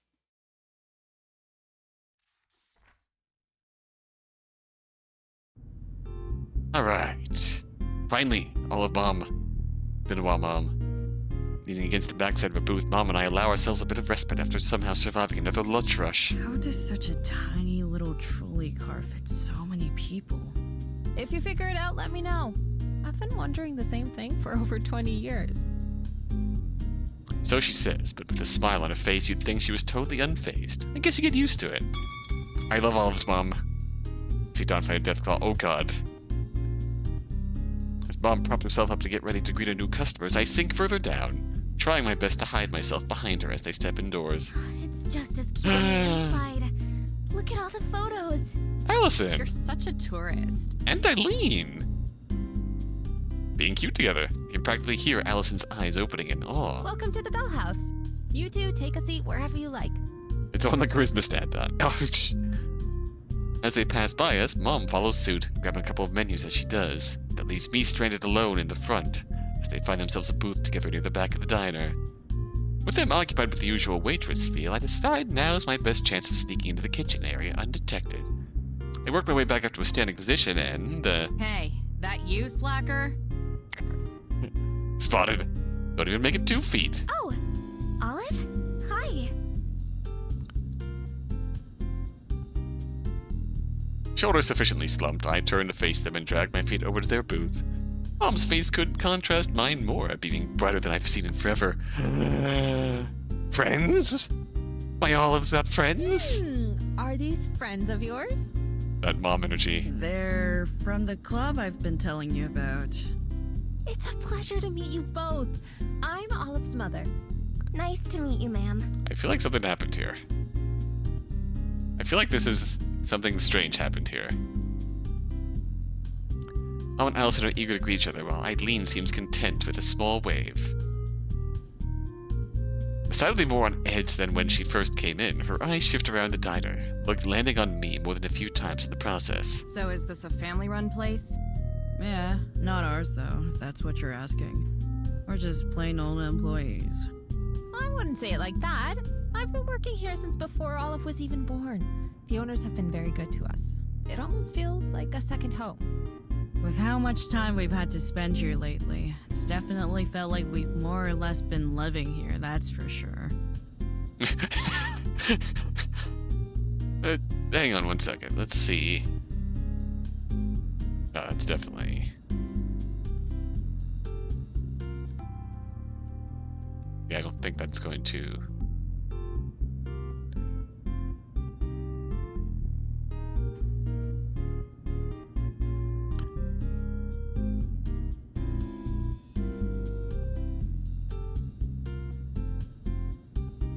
Yeah, I think we're stuck in the void here. Yeah, the background has not loaded in properly. Feels like it's weird. I'm not sure why that happened. That's not what I meant at all. You've been told several times that you don't need to be taking on as many hours as you are, dear. I know, I'm fine. Whining about it feels good though. I'm gonna get you out of that habit eventually. Good luck. Well, Allison is content to giggle at our banter from the void. Eileen's eyes narrow. That's already something I'm used to seeing at this point. It's hard to figure out if it stems from annoyance like usual. Something about her face feels a shade softer than normal. How long have you been at this? Part of me was hoping she'd start pushing Mom and I away so we could start on their meals, and that some part of me is stunned when she instead opts to continue the conversation. Well, since I was old enough to work, I guess. Specifically when I turned 16, so just a bit over 5 years now. Can't believe Allison is keeping the darkness at bay. I mean, look at Eileen. It's whenever Allison just so close to Eileen, almost a hint of a smile comes over her face. Allison is indeed keeping the darkness at bay. Thank you for your sacrifice, Allison. You're doing blessed work. I see. It's nice that you found a nice spot for yourself so early on. I'm jealous. Can't help but stretch myself out in exhaustion as a means of silent protest. The grass is always greener, I suppose. It's something, I guess. I'm sorry if Olive's been causing you trouble in your club. Work's been a bit rough lately. They've been fine. Our club's pretty small. It's nice to have someone new around. That's good to hear. I noticed the nickname Slacker earlier and got worried for a moment. Oh, Don't worry about it. It's just a me thing. Your kid's been doing okay, given everything. I can't even try to hide my shock. She almost sounded nice there. For a second, or at the very least sympathetic. Rather than leave my dumbstruck expression on display for everyone to see, I try to push it away with some conversation. So what brings you two here anyway? I feel like running into each other like this is a bit of a needle in a haystack moment. I mean, you're the one who's working in a gimmicky little place like this. I'm more surprised you've never had something like this happen in 5 years. Right? It's not the first time, not even in the past few weeks. That's what makes it scary. Huh. I've wanted to come for a while. We passed by it earlier in the year. I promised we'd make the trip before winter hit, and it's been getting colder lately. Oh, got her. An exceedingly rare blush from Eileen. Wasn't exactly hard to assume things about these two, but having it set in stone does recontextualize things a little bit. Oh my goodness. I'm so sorry we've been keeping you. Let me get out of your hair. Just shout when you want to order. Got back, why is the void creeping in? Yeah, that's the... We sat down. They sat down in their places correctly. It's just the, I mean, we, August was wondering, we were wondering how we fit so many diners in the car. we were wondering earlier how we fit so many diners in the car, and this is how.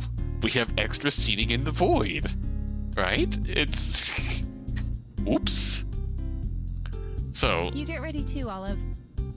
Caprice main plot, all smiles and happy Eileen and Allison's subplot.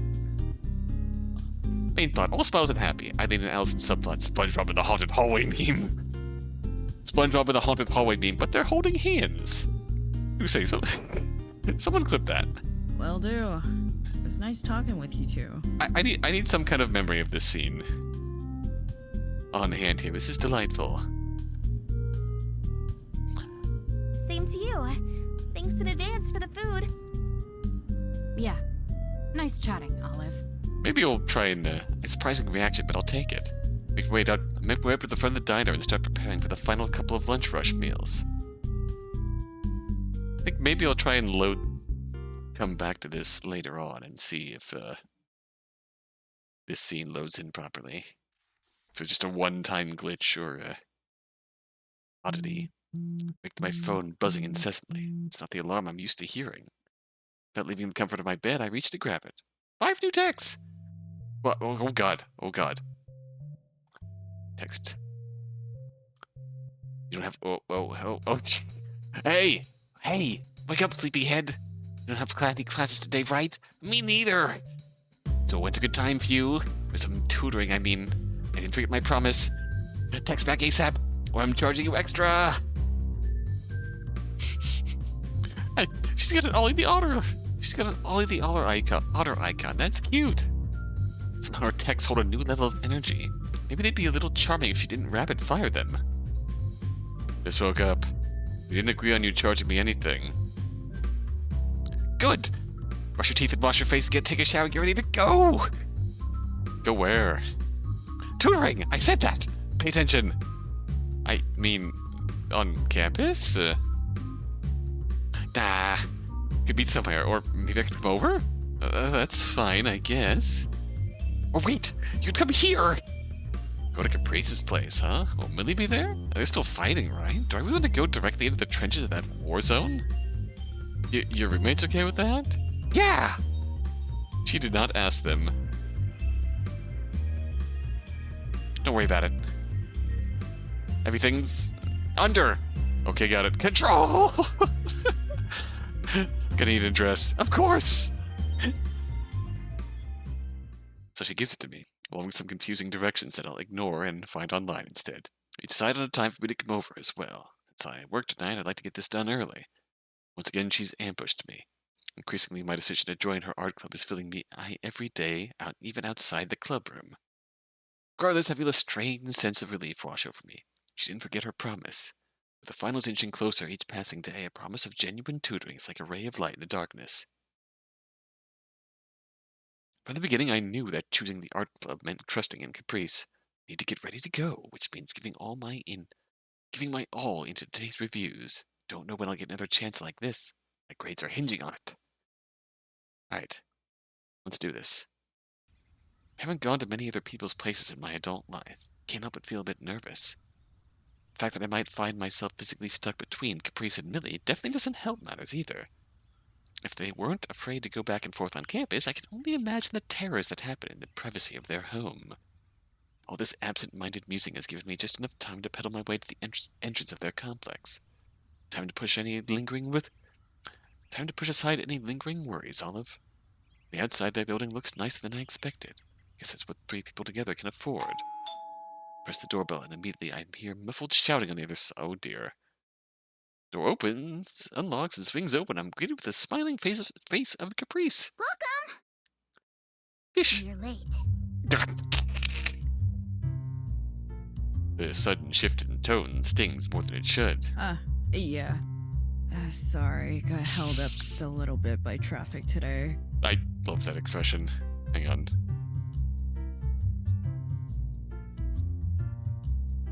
Smile quickly returns, her disappointment nothing more than a joke. Don't worry. We'll just do double time. Come in. Alright, let's go. It's only like 5 minutes. That gaze. Caprice turns and bounces back inside. I hesitantly follow her lead. Now I know for sure that the apartment is definitely bigger than mine.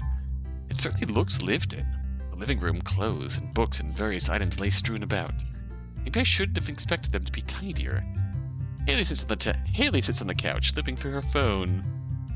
Fish tank top is super cute. Yes, it is.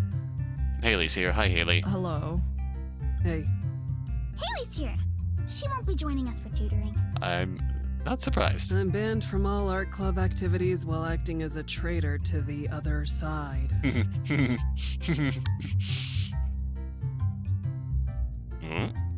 I try not to look too obvious as I glance around. What about, Millie? She's out. Long gone. At least for a few hours. I feel my shoulders relax. That's one thing I don't have to worry about today. Let's get to work. Knowledge of Millie's route makes me concerned about where she is, but give the apartment a quick once-over. I want to start making my way to whatever study area she may have planned out, but everything is so messy. The study area is everywhere. Where? The counter. Right. Points toward their kitchenette, wherein lies the counter in question. It's covered in books, paperwork, and a variety of other so-and-sos. I guess that qualifies as the most study-esque place here. I wonder where they eat, then. The living room table, probably. With that in mind, I noticed their cluttered countertop and their sink full of dirty dishes. This kitchen and its contents have clearly gone to waste. Do you guys ever cook in here? Cook? Cook? Food? Not. Ollie? Ollie. Looking like she's about to admonish me, she pauses for dramatic effect. Ah, yes, Chef Mike. I'm sure. Right. Are you really sticking with that? With what?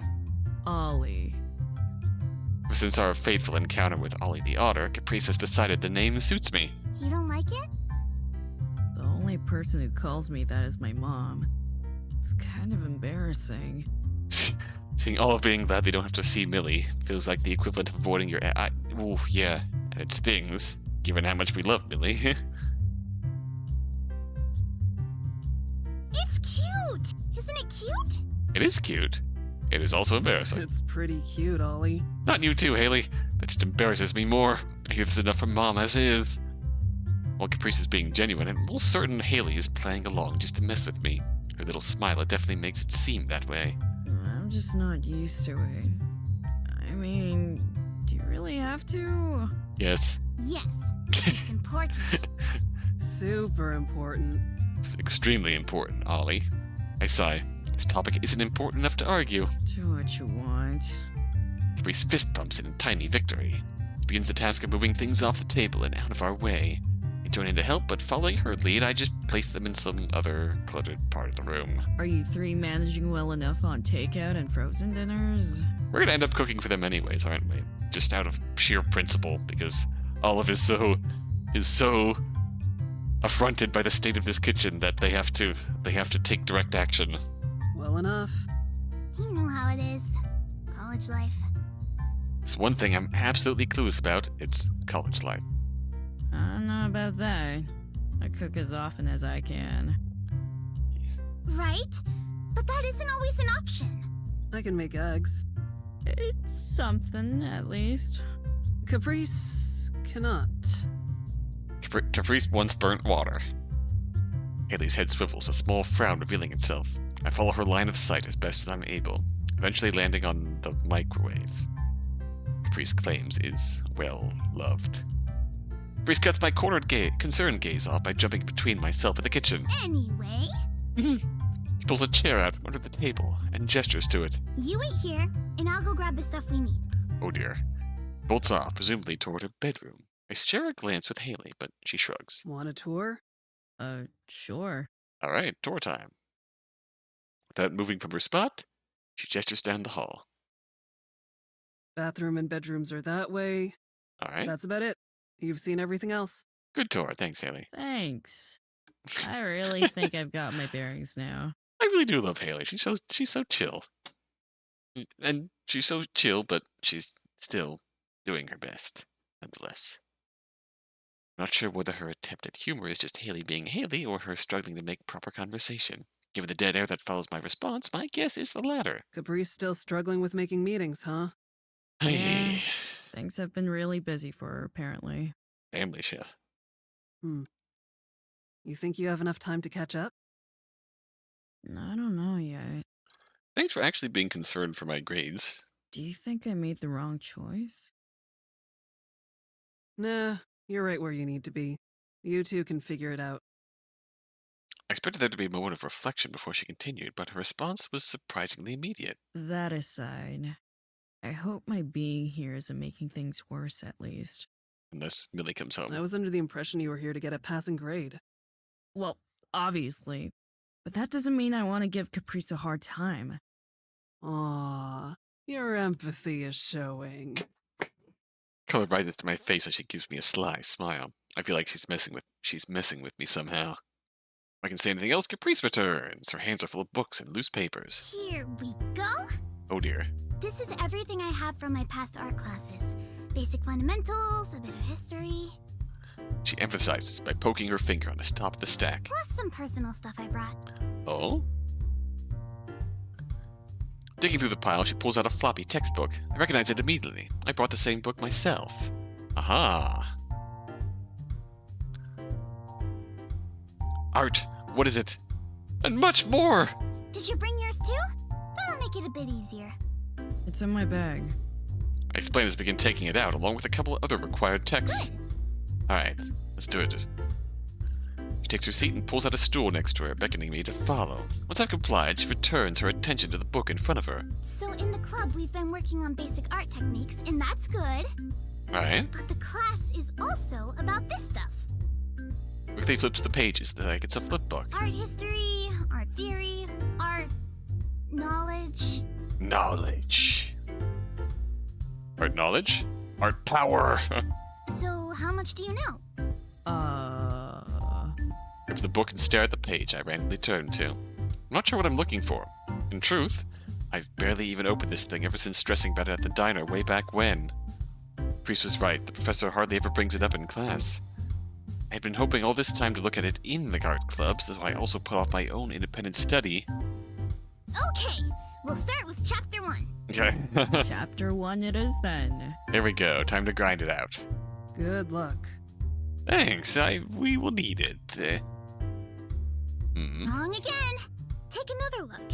An important thing to look at is the values and shading. Alright. I look dumbfounded at the picture in the book. It's an old painting. Caprice's hand covers the caption. Not even sure what values refer to. Does this even matter? It'll probably be on the test. That's concerning. Do you know the answer? Yes. Obviously. Clearly. Does that look like the face of mercy?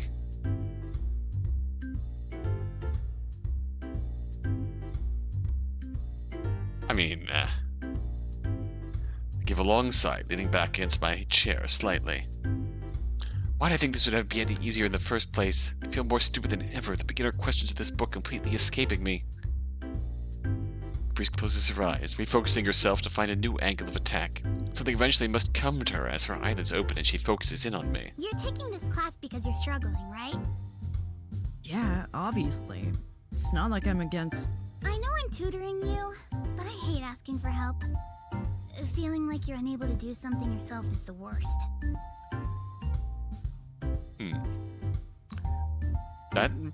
That track's coming from you. She's staring into your soul. Seminars are actually really hard for me. It feels impossible for me to learn from someone else droning on and on. I want to just skip sometimes. Yeah.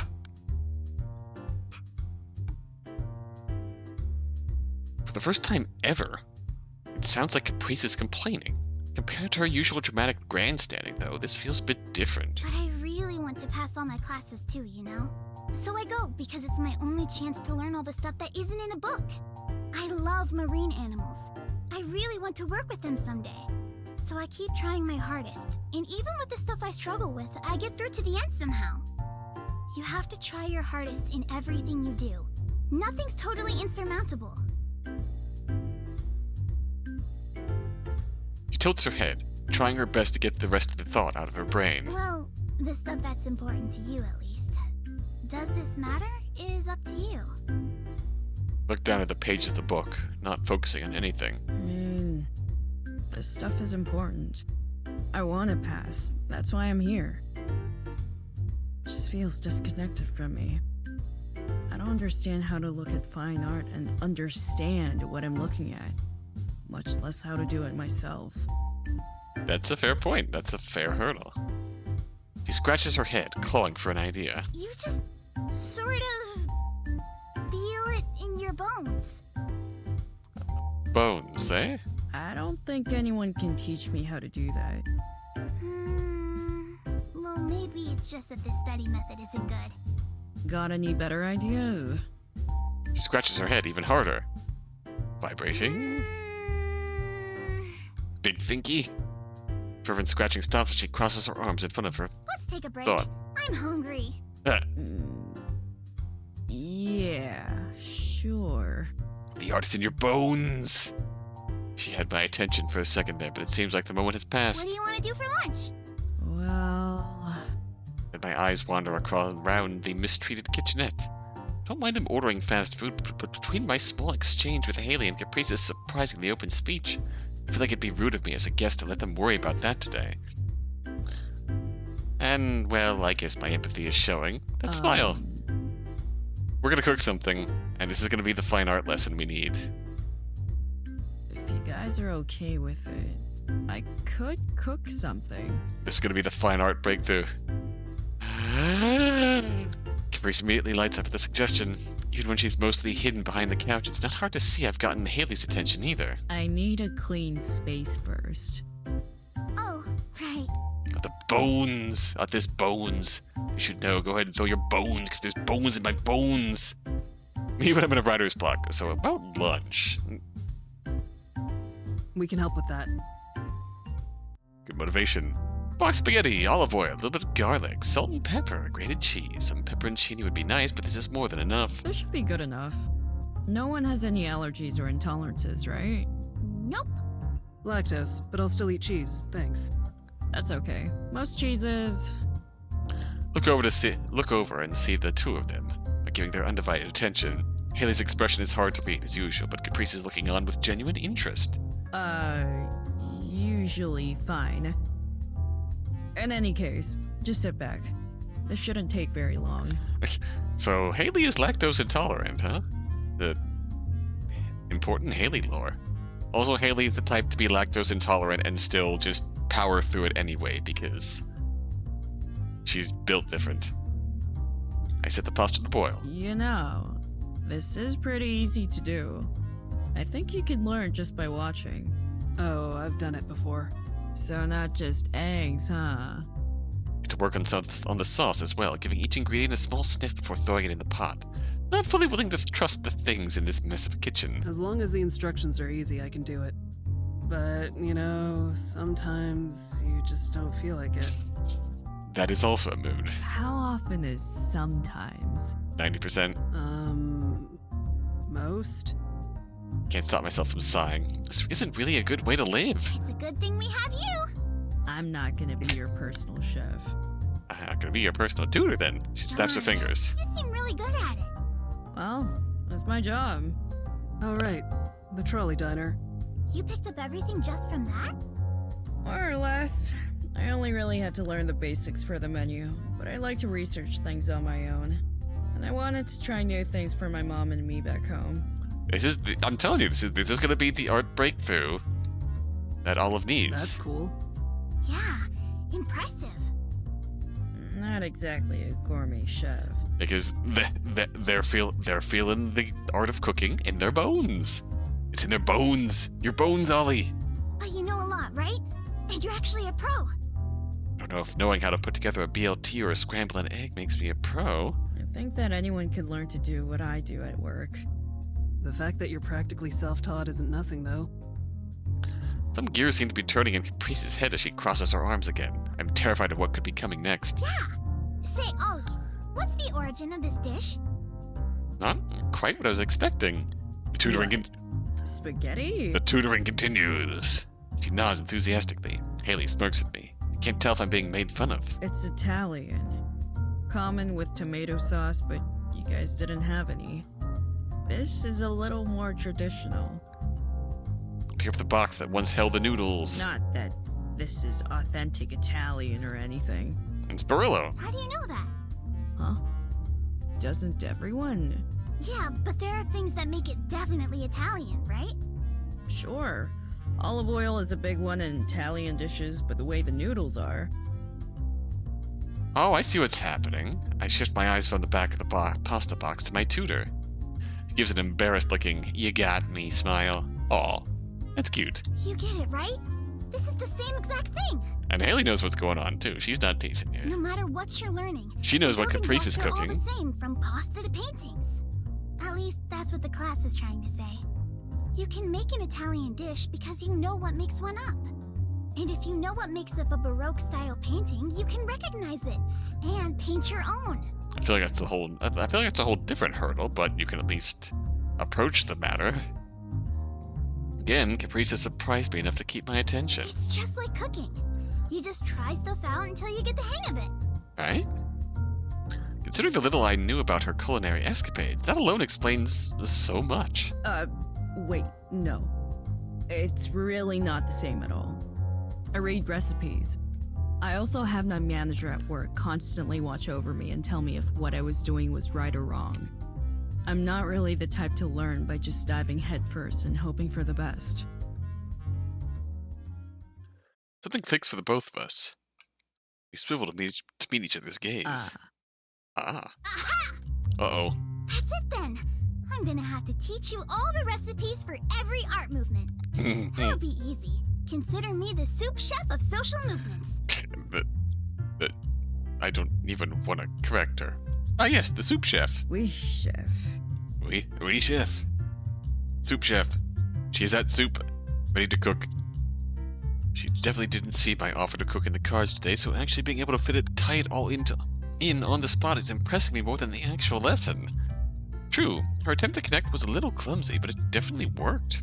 I think we both understand each other a bit better. We're going to drain the pasta. When I originally thought of an elective art class, I thought I'd just be drawing whatever, which seemed doable. It's hard to consider all the history and stuff alongside it, though. The art we do today is built on the art of the past.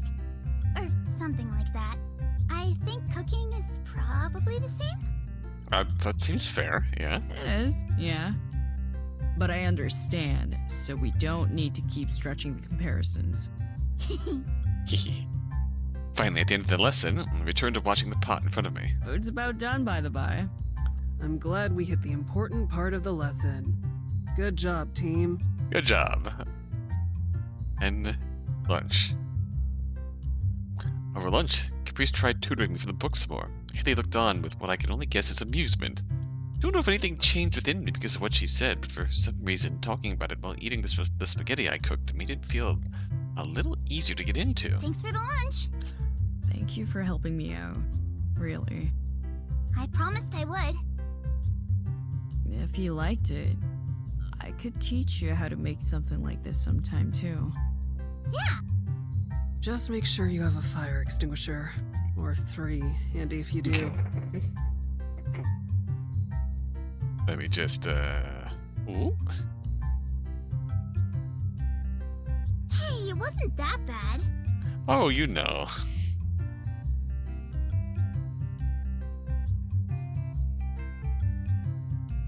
Haley visibly shudders. It was worse than bad.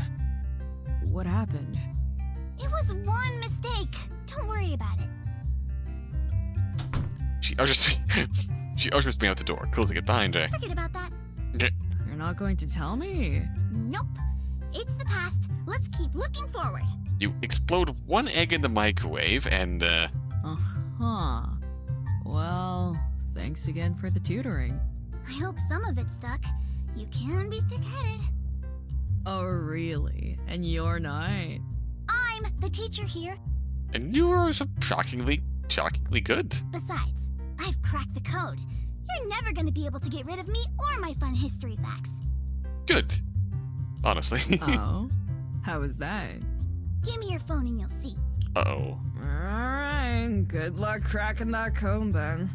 I didn't think it would actually be 1, 2, 3, 4. Your actual password isn't password, is it? Oh no. I'd like to move on from this topic. It's password. It's password. It's password. All of you fool.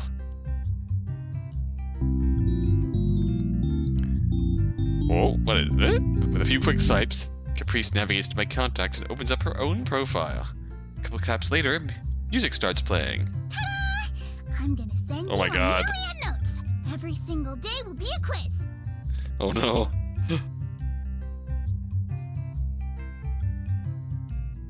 You're in danger. I don't think I've ever set a custom ringtone before, so I wouldn't be able to change it even if I tried.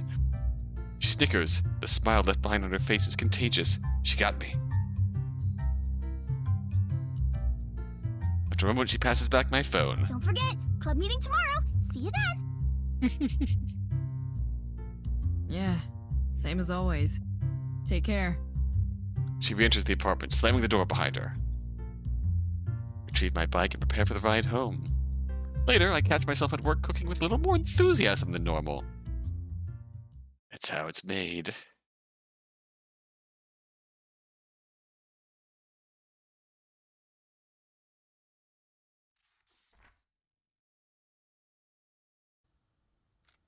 I must have got like a sore thumb in this room full of nonchalant students as the professor passes around the stack of handouts. I know we're a ways off, but I like to assign the final for this course relatively early. Oh, shoot. Professor. My peers' eyes largely seem to glaze over. I find myself desperately clinging to every word. I don't think this is a hard class, but I do expect a few things from you. For this project, I not only want to see a technical understanding, but also a window into your mind. Window? Mind? I Understood. want to see you know what art is, not just how to execute it. What is art? Baby, don't hurt me. Don't hurt me. No more.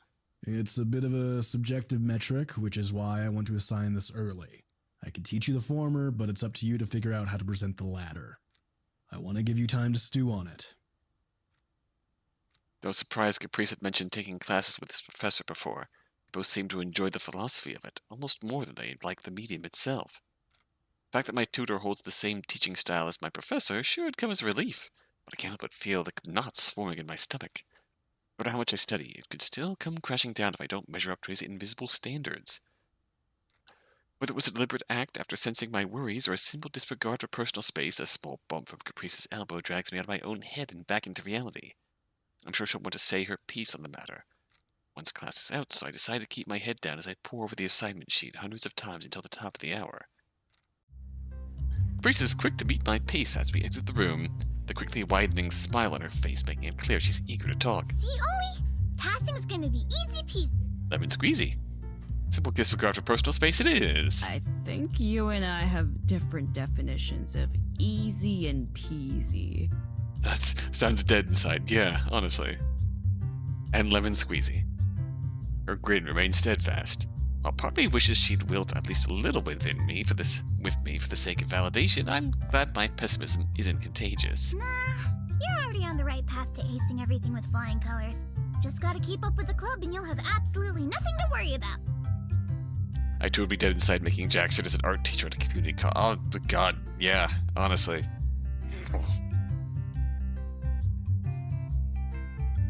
The club. Not sure how to feel about it right now. On the one hand, every time Caprice had to leave early, all we focused on were the windows to our minds. At the same time, it's like being given toy blocks and suddenly being told to build a real house afterwards, without a solid foundation and compared to real artists like Elan and Wallace, just playing pretend. My dour expressionist give, Caprice visibly ponders my reaction for a moment. We don't have a meeting today, but we can head to the room anyway if you want. I can help brainstorm ideas with you. Oh, I don't doubt she would. Lately, our text messages are filled with her scattershot tips and tricks for remembering every art movement. While we haven't found time for additional study sessions, her promise to help me out more has held true. Fortunately. I can't today, sorry. I've got a shift at work starting in an hour or so.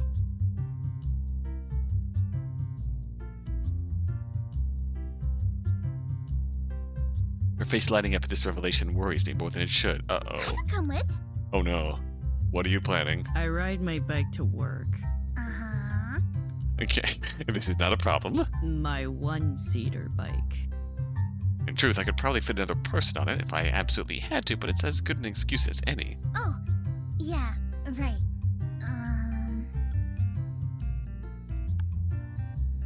One visit to my place of work was troubling enough. When I think of my mom meeting her, I instinctively shrink away, hoping Caprice won't reach the next obvious idea. Ah, I could just take the trolley. I still remember where it is, so I'll just drop by later. Oh no. Oh, well. I double check her directions before sending her off, not wanting her to get lost now that she's already committed. Given its unique exterior, I doubt she'll have any issues finding it again. I'll be actually working, though. If things are busy, we might not get a chance to talk at all. No problem. I'm patient. I never believed a statement less in my life. Oh, lamp! Stretch. Posture check. What's Stretch time. this? Uh-oh. It is dead in the dinner rush tonight. But it seems like.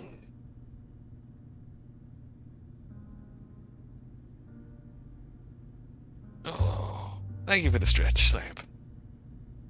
Make your fucking posture and stretch, gosh darn it! Stop shrimping! God dang it! I'm not shrimping! I'm not shrimping, lamp. Lamp, I'm in fact tuning. I'm in fact tuning. But yes, correct. Hot mom alert. There are 2 hot moms in this game, Lamp. There are multiple hot moms. And a hot dad. So many hot parents. But...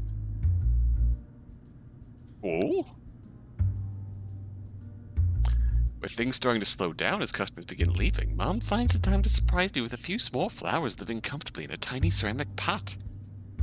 The pot's adorned with some bright, painted-on patterns and shapes. Another companion for your windowsill.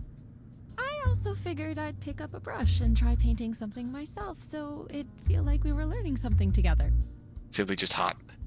Hot, including this oven. Ow, my hip! Oh. Mom's getting into art, too. The flowers are vibrant and obviously healthy, likely from Mom's own garden.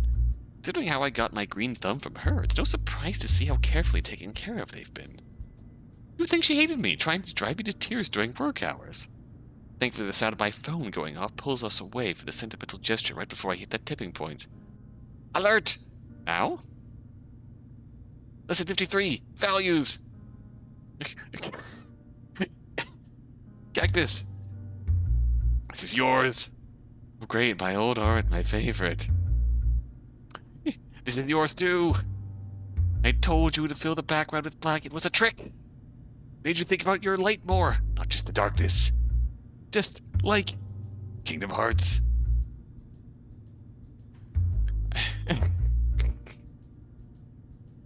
No more responses. I can only assume she ran out of data. You okay, honey? Yeah, my friend was just... She's gonna bust through the door any moment now. Horace Hold it. There she is. My heart leaps out of my chest as Caprice bursts into the restaurant. I nearly dropped my phone, scrambling to keep hold of it. Caprice jump scare. Caprice stands proudly at the door, huffing and catching her breath. Did she sprint here for the punchline? Were you talking about me? Looks like I got here right on time. I don't know if that's what I'd call it. I was going to introduce her beforehand, but, well, now's as good a time as any to rip this bandage off, I guess. Goodness! Nice to meet you, Like Dark Heart, Dark Bart. Oh, Caprice, this is my mom. Mom, this is my friend who's been helping me out with tutoring and stuff. So I heard. Mom laughs loudly, unfazed by her explosive entrance. While simultaneously they exchange large smiles. It is so good to finally meet you. Oh no. Olive talks about you all the time, you know. Oh no. All of it is good, I hope. Naturally. They're quick to get lost in their own conversation, pushing me off to the side as they catch up like old friends. The feeling of being a mother of an introvert. Oh! The fact that you work with your mom is so cool. I want to do that someday too. Oh, that's wholesome. Oh. We're getting so many good CGs today. We make a good team. Mom beams at my response. It's a relief to see I can still make a positive impact on her mood. I eye over my new little flower pot. Oh yeah, I noticed that when I came in. What's the deal with all the flowers? Still giving Caprice an excuse to bring it up with my careless gaze. Thankfully, Mom seems fine retreading the topic with her. Oh, I just wanted to give Ollie a little something for all their hard work lately. Besides, Quinn needed a friend anyway. Quinn? Oh, it's Quinn the cactus? Quinn? Mom looks to me to answer that query. I wish she had picked a better time to involve me in the conversation outside of one of the more embarrassing sentences I've said today. It's the name of the cactus I take care of at home. They sound so much like they're dying inside reading that. Aww. Or saying that. The fact that sounds sincere just makes the embarrassment worse. I painted the pot too, you know. An indirect inspiration from you helping Ollie along, actually. A light bulb seems to go off in Caprice's head. Your mom's got the right idea, Ollie. Regardless of what's being drawn or painted or whatever, something like a gift is gonna have a bunch of heart put into it. You're just gonna have to tap into that kind of energy for your final. That is art. Guess it makes sense, but it feels like trying to brute force something like that for a grade goes against the entire concept. Maybe I'll just turn this in for Oh, my don't final do grade that. then. That's no fun. I want to see what kind of work you can do. In a way, maybe the art club and all of our activities have been for the stroke of secret genius on Caprice's part. With all the emphasis on just doing art, it's a lot less daunting a concept. Mom's gift as an example. She put her heart into it. I know she hasn't been studying color theory or the golden ratio. Or Capricio. Even as people start filling in and orders are placed, I find myself coming back to Caprice's table more and more. She orders herself her usual fries to not take up a table. Not that Mom and I would ask her to leave anyways. The afternoon becomes evening as we while away the time. The incoming dinner rush eventually forces Mom and I to both focus more on work. But even then, Mom makes time to grab Caprice refills and ask more about her. Keep catching Caprice stealing glances at the flowers, and at one point, she finally regards me with an apologetic look. Hey, Ollie. Sorry for promising to help with coming up with ideas, but I gotta bail. I want to buy some art supplies on the way home, and the shop will be closing soon. Thanks for hanging out as long as you did. No problem. I think I get the basic idea anyway. We can talk more at the next meeting. When is the next meeting, by the way? I'm used to these early exits. At least that's what I'll tell myself. It's hard to wrestle with wanting her to stay somehow. Hopefully sooner. Hopefully sooner, yeah. Bounces to her feet. Before leaving the streetcar, she turns to us one last time. It was nice to meet you, ma'am. You've been a real help to me, too. Oh, inspiration for you?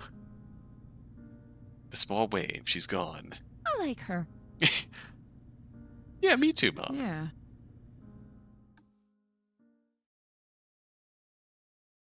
That earnest, wholesome energy.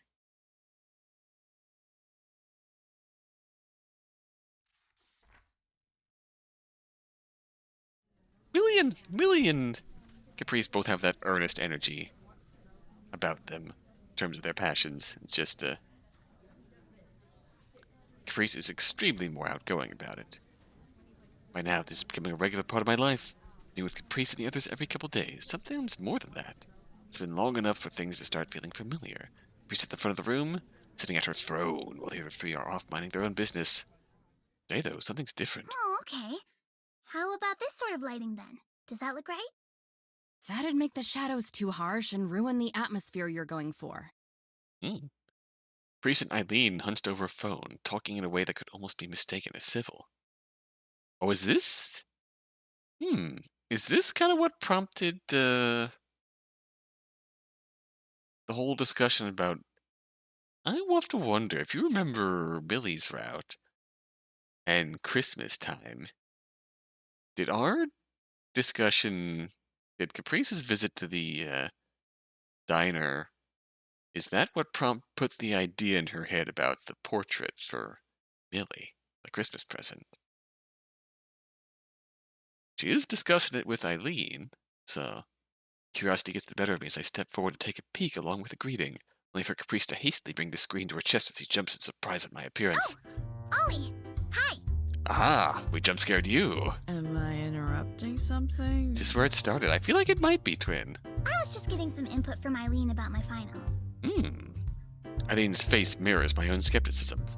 I catch myself feeling unusually hurt that she'd try so transparently to hide something from me, but it's a small enough exchange for me to bury down and refocus on why I'm here to begin with. Sure. On the subject of finals, I wanted to start talking about mine, actually. Her phone, Eileen, me. Priest's head swivels between us, her expression deflating a little more between each movement. Yeah, you're... If it's just bouncing off ideas for now, Wallace and I can help you today if you want. Allison pairs her offer from the back of the room with a small wave, as if to remind the three of us up front that she's still there. Wallace looks indifferent to being dragged into her offer to help, which is a step up from rejecting it, I suppose. That'd be perfect. Ollie could use some additional input anyway, right?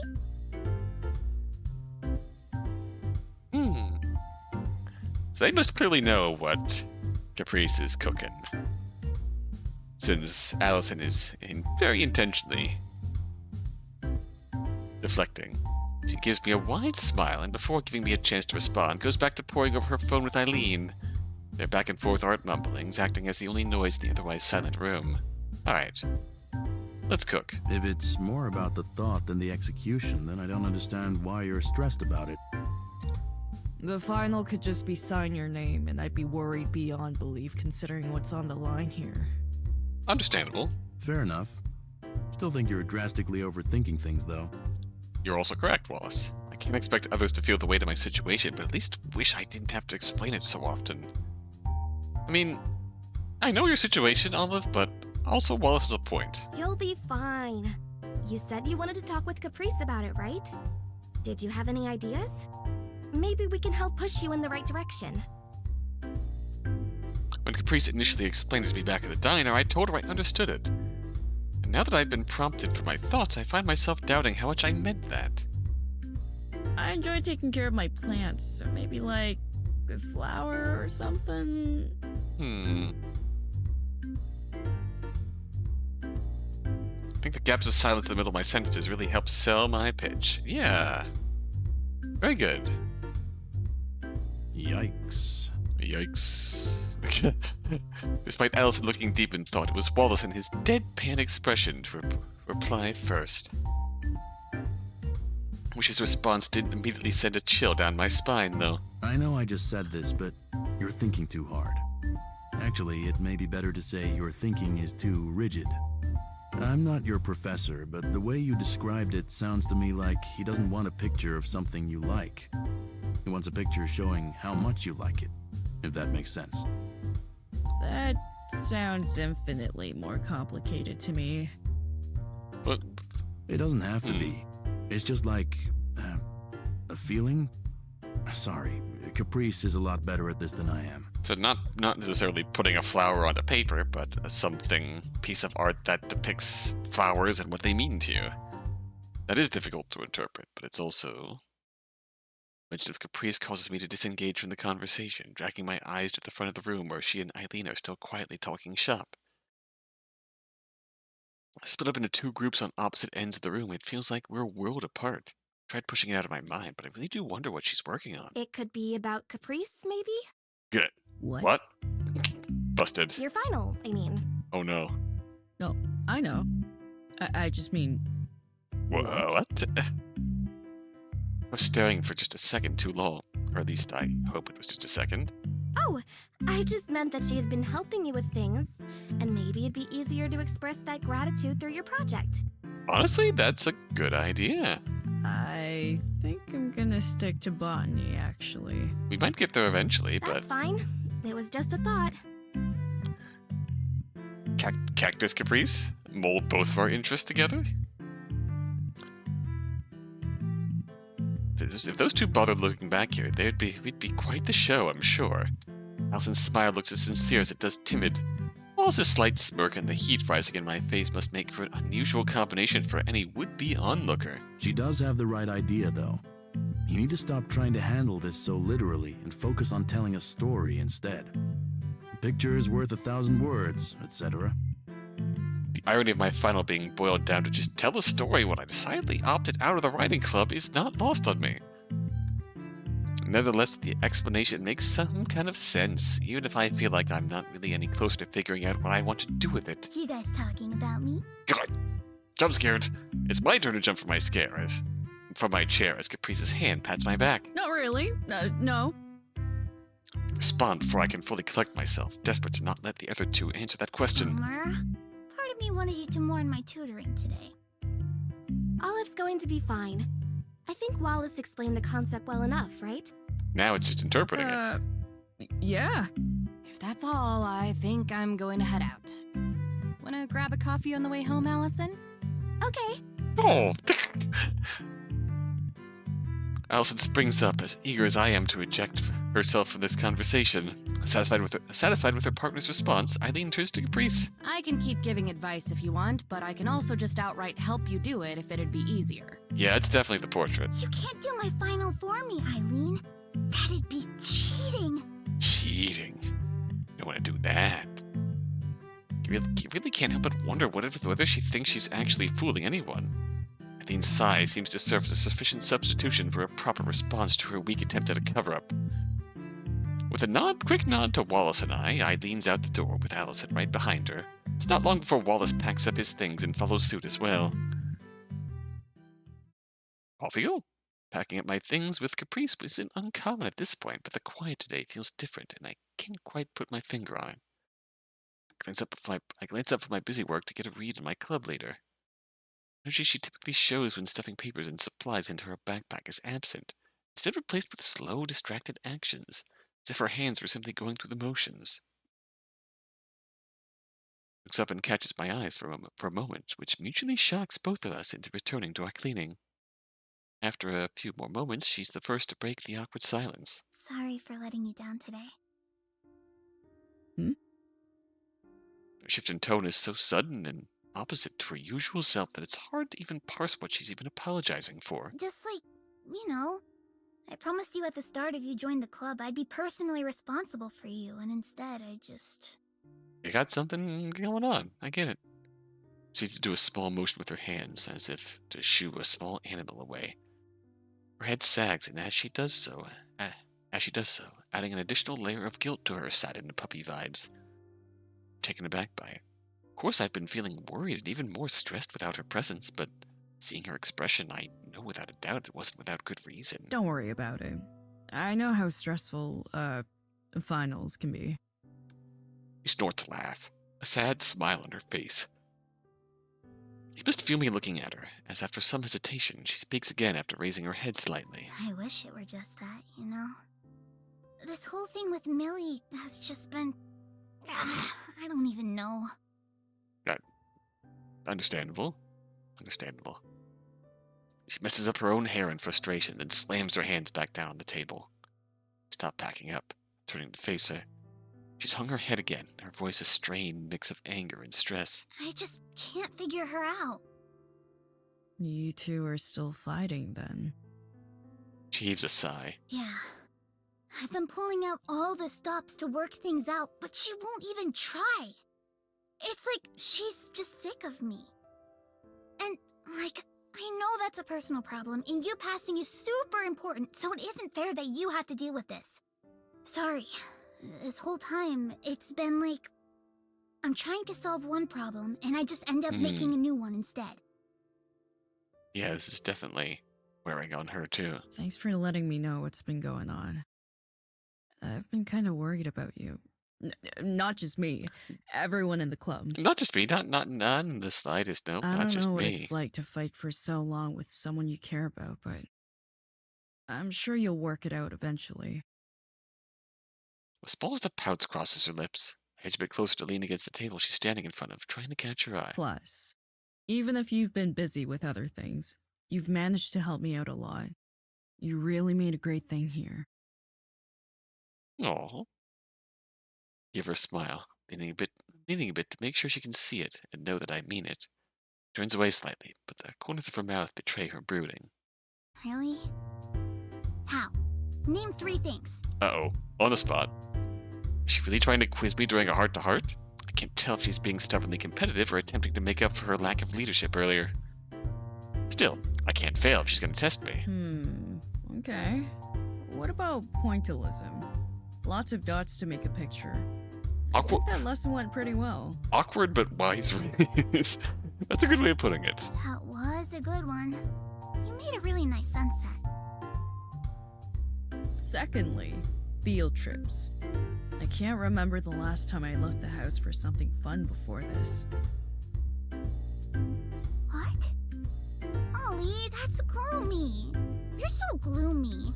Like a cat in the rain. That's me, the wet cat of the art club. Number 3, the time you lent me all your art supplies. I don't think I would have ever tried something new otherwise. I can't really take credit for that. It was Eileen who helped you out. I mean, true, I did nearly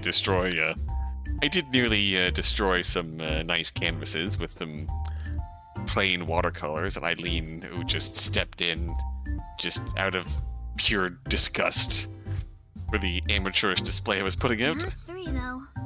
I guess you win. All of that aside, you've been helping me a lot outside of your scheduled hours, too. So if you need some time to handle your things with Millie, don't feel bad about it. Not sure if she's just thankful to me for playing along with the bit, but it's nice to see her transition back to her default smile. Thanks for understanding. Still, next time the meeting will be twice as long to make up for it. Marathon meeting. Did Allison and Wallace help with brainstorming at all? I want to say Wallace's explanation helped and ended there, but maybe Allison isn't far off the mark.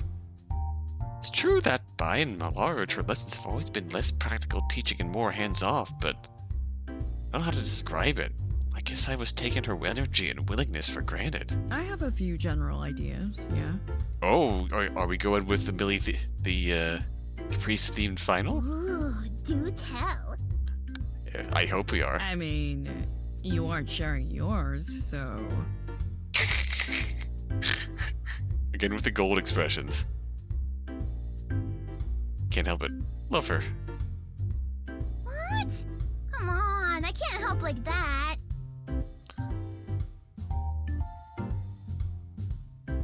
You've been doing just fine so far. Her face sitting somewhere comfortably between a pout and a smile is a good enough indication that the doom and gloom she was feeling is entirely gone. The two of us break off, packing our notebooks and other scholarly knickknacks away. I wasn't lying to make her feel better or anything. Without Caprice and the club she built, I'd be drowning. Used to be terrifying to pick up a pencil and just start drawing. Now, even if it's bad and amateurish, I can do it. You're getting there. Regardless of how it turns out, she's been there to cheer me on through every mistake and push me to try again. As the club meeting is officially adjourned, I find myself thinking about how grateful I am to Caprice for just a second too long.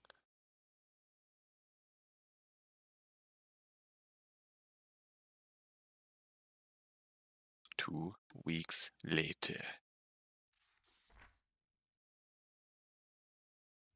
Chill of winter has been creeping in recently, so I was starting to think it was about time I stopped taking my bike to school. As I was mentally preparing myself for this, we were suddenly hit with winter in full. Snow lining the streets has made my decision for me. The apartment complex may not be glamorous, but the transit stop within walking distance almost makes up for the poor heating and paper-thin walls this time of year. Last semester I had classes first thing in the morning, making the trolley feel like a sardine can, filled to the brim with people commuting to work. Thankfully, my schedule starts a bit after the morning rush this time, so most of the busybodies should have come and gone by now. As the trolley slows to a stop, something catches my eye.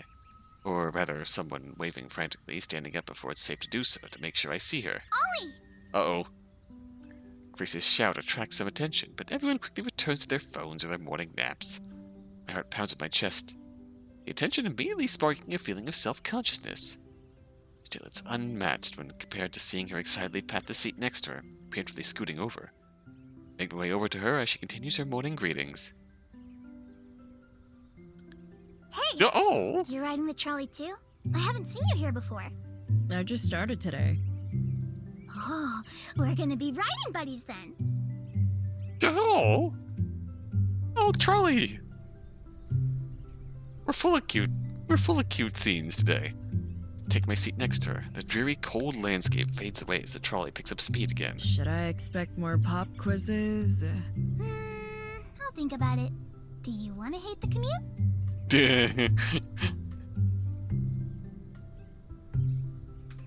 God, I can't help it. That's precious. I'm leaning towards enjoying it instead, but I'll keep my options open. I take it you and Millie don't carpool anymore? Or... Yeah. Bleh. That bad, huh? Sorry. At least we can carpool together now. Tram pool? I don't think this counts. It definitely does. Hey, do you want to see something I made recently? Oh, okay. I half a laugh as Caprice already animatedly interrupts me, then waves her phone around like she's showing off already.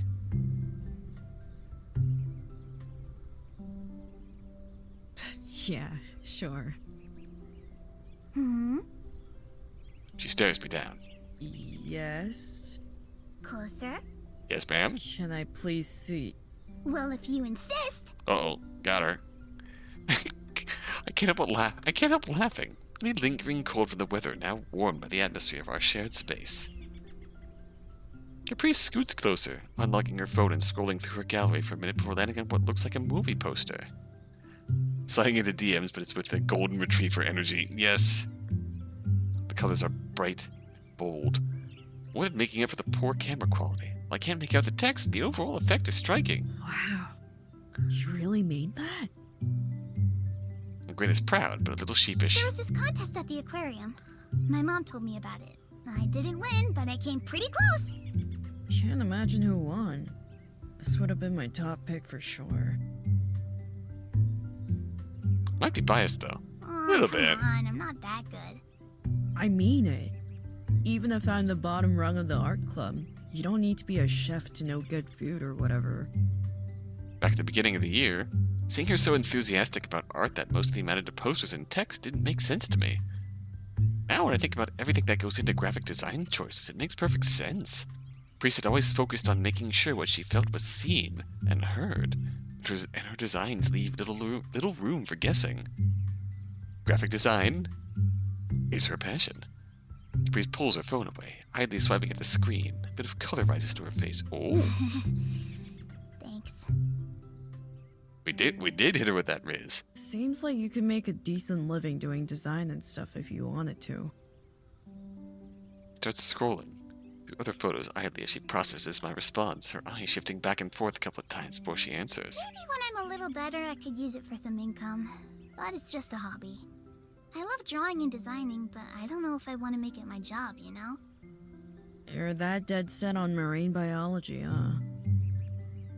Yeesh, it's my passion. She turns off her phone now, looking out in the distance with brighter eyes. It's been my dream for a long time. I basically grew up at the aquarium. I really want to work with otters and sea lions and everything in between. Boing. After catching my eyes for a second, her smile softens as she continues looking away from me again in the process. Like I told you, in some ways, they helped raise me. I'd like to return the favor somehow, I guess. That's wholesome. The trolley isn't exactly warm, and everyone in here is wearing at least a little blush on their face. Even still, it's easy to spot Caprice's intensifying just a bit. Sorry, I know that sounds weird. That's cute. Nah, it makes perfect sense to me. If it were up to me, I'd never leave the diner.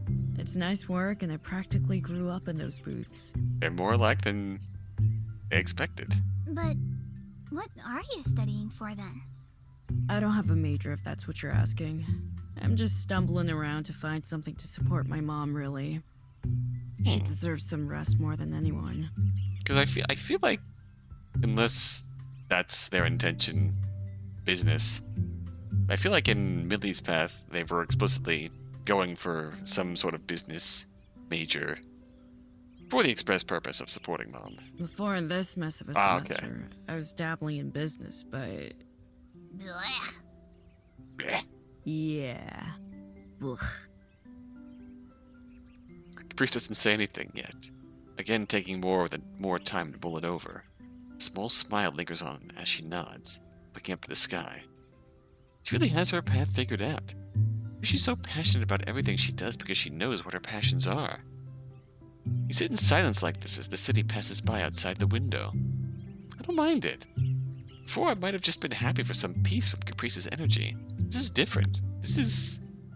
like, we've gotten past the outward bluster of energy that she puts out, and we're just together with Caprice. And it's wholesome. Has it always been just you two? She's pulled me out of my trance, not with one of her typical shouts, but with a simple, quiet question. Mostly, yeah. I closed my eyes a bit, thinking it over. Even when she was married to my dad, it really was just us. What does she think about it? About us roughing it out? No, I mean, what does she think about your goal? My goal? Never really thought about my future prospects in such optimistic terms. Calling what I'm doing right now a dream or a path towards some definite end point doesn't feel right. Not sure. Mostly because I don't know what exactly it even is myself. Oh, well, you still have time to think about that, right? She doesn't press any more than that. I rack my brain searching for a better response. Want to hear a story? Absolutely. Please. She smirks. The change in subject comes as nothing short of a total relief. Got a little too close to having an identity crisis there. So the other day, in my science class, the professor comes in and hands out a quiz, right? Right. And it's covered in subjects we didn't talk about at all. Oh. Uh-huh. I read ahead in the book a little, so I recognized it, but there's no way anyone else did that. No one's saying anything, though. Right. Huh. Maybe they didn't consider it worth the hassle. That's how I think. Maybe they didn't think about it and they're just all drowning in despair. But then they'd all just fail. If you don't correct mistakes, they just cause more problems. That's the right energy. Maybe nobody studied and were afraid of being caught. Well, I studied, and I know Allison did. I turned to her, and she had this confused look, too. Obviously, something is wrong here. Right, makes Someone sense. had to say something. Was it you? And here enters the hero of our story. Exactly. Aha.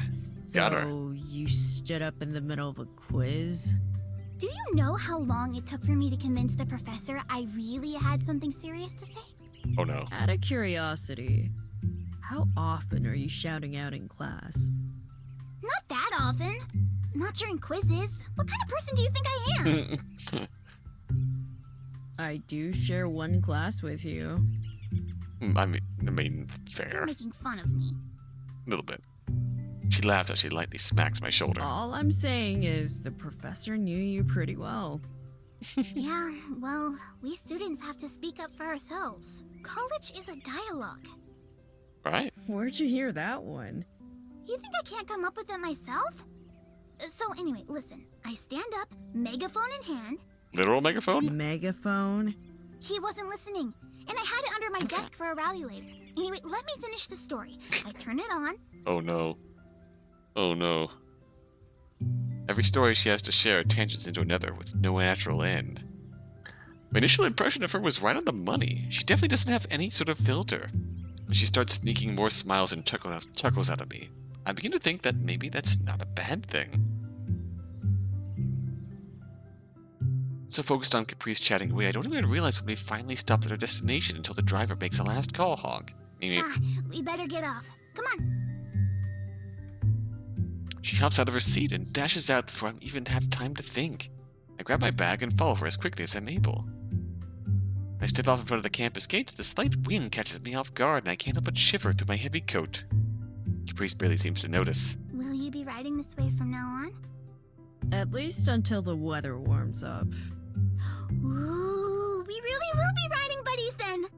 I'm kind of happy about that. I'll be looking forward to it. Her smile really is bright this morning. I can't help but feel just a little warmer looking at it. Sure. Me too. Oh. Alright. A few days later. Art time. I feel like, as the day draws to the close, I feel like this is a good point to... There's Caprice's route icon. That. Yeah.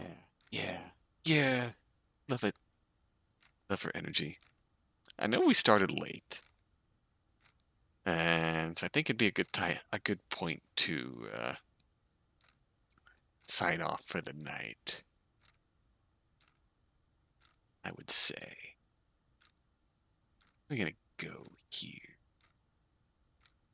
But yeah, it really was a wholesome stream. We had tons of wholesome moments in here. So very much.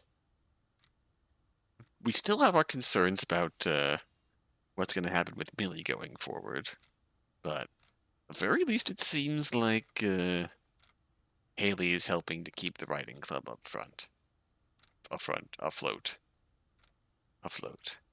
So, let's see who we're going to raid right about here. See who's on right now, here and still.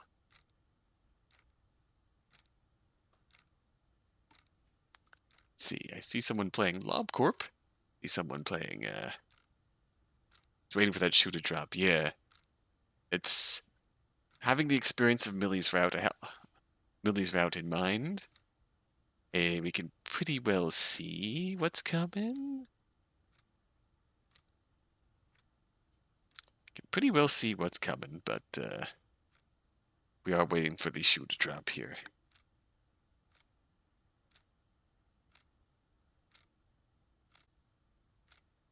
Let's see.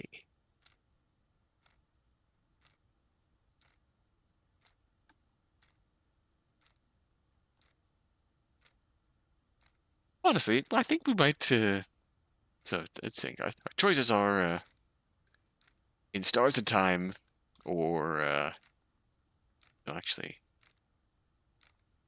either that or we go check out, our friend Mr. Red Wolf playing Pathfinder, but, just a good bean in general. It's back after a hiatus. So, yeah, there's no Darren in the Writers Club, so it's just, really is just Tanya, Heather, and Haley. So, poor Millie is really going through it. God, that's rough. So yeah. It is going to be interesting to see. Definitely be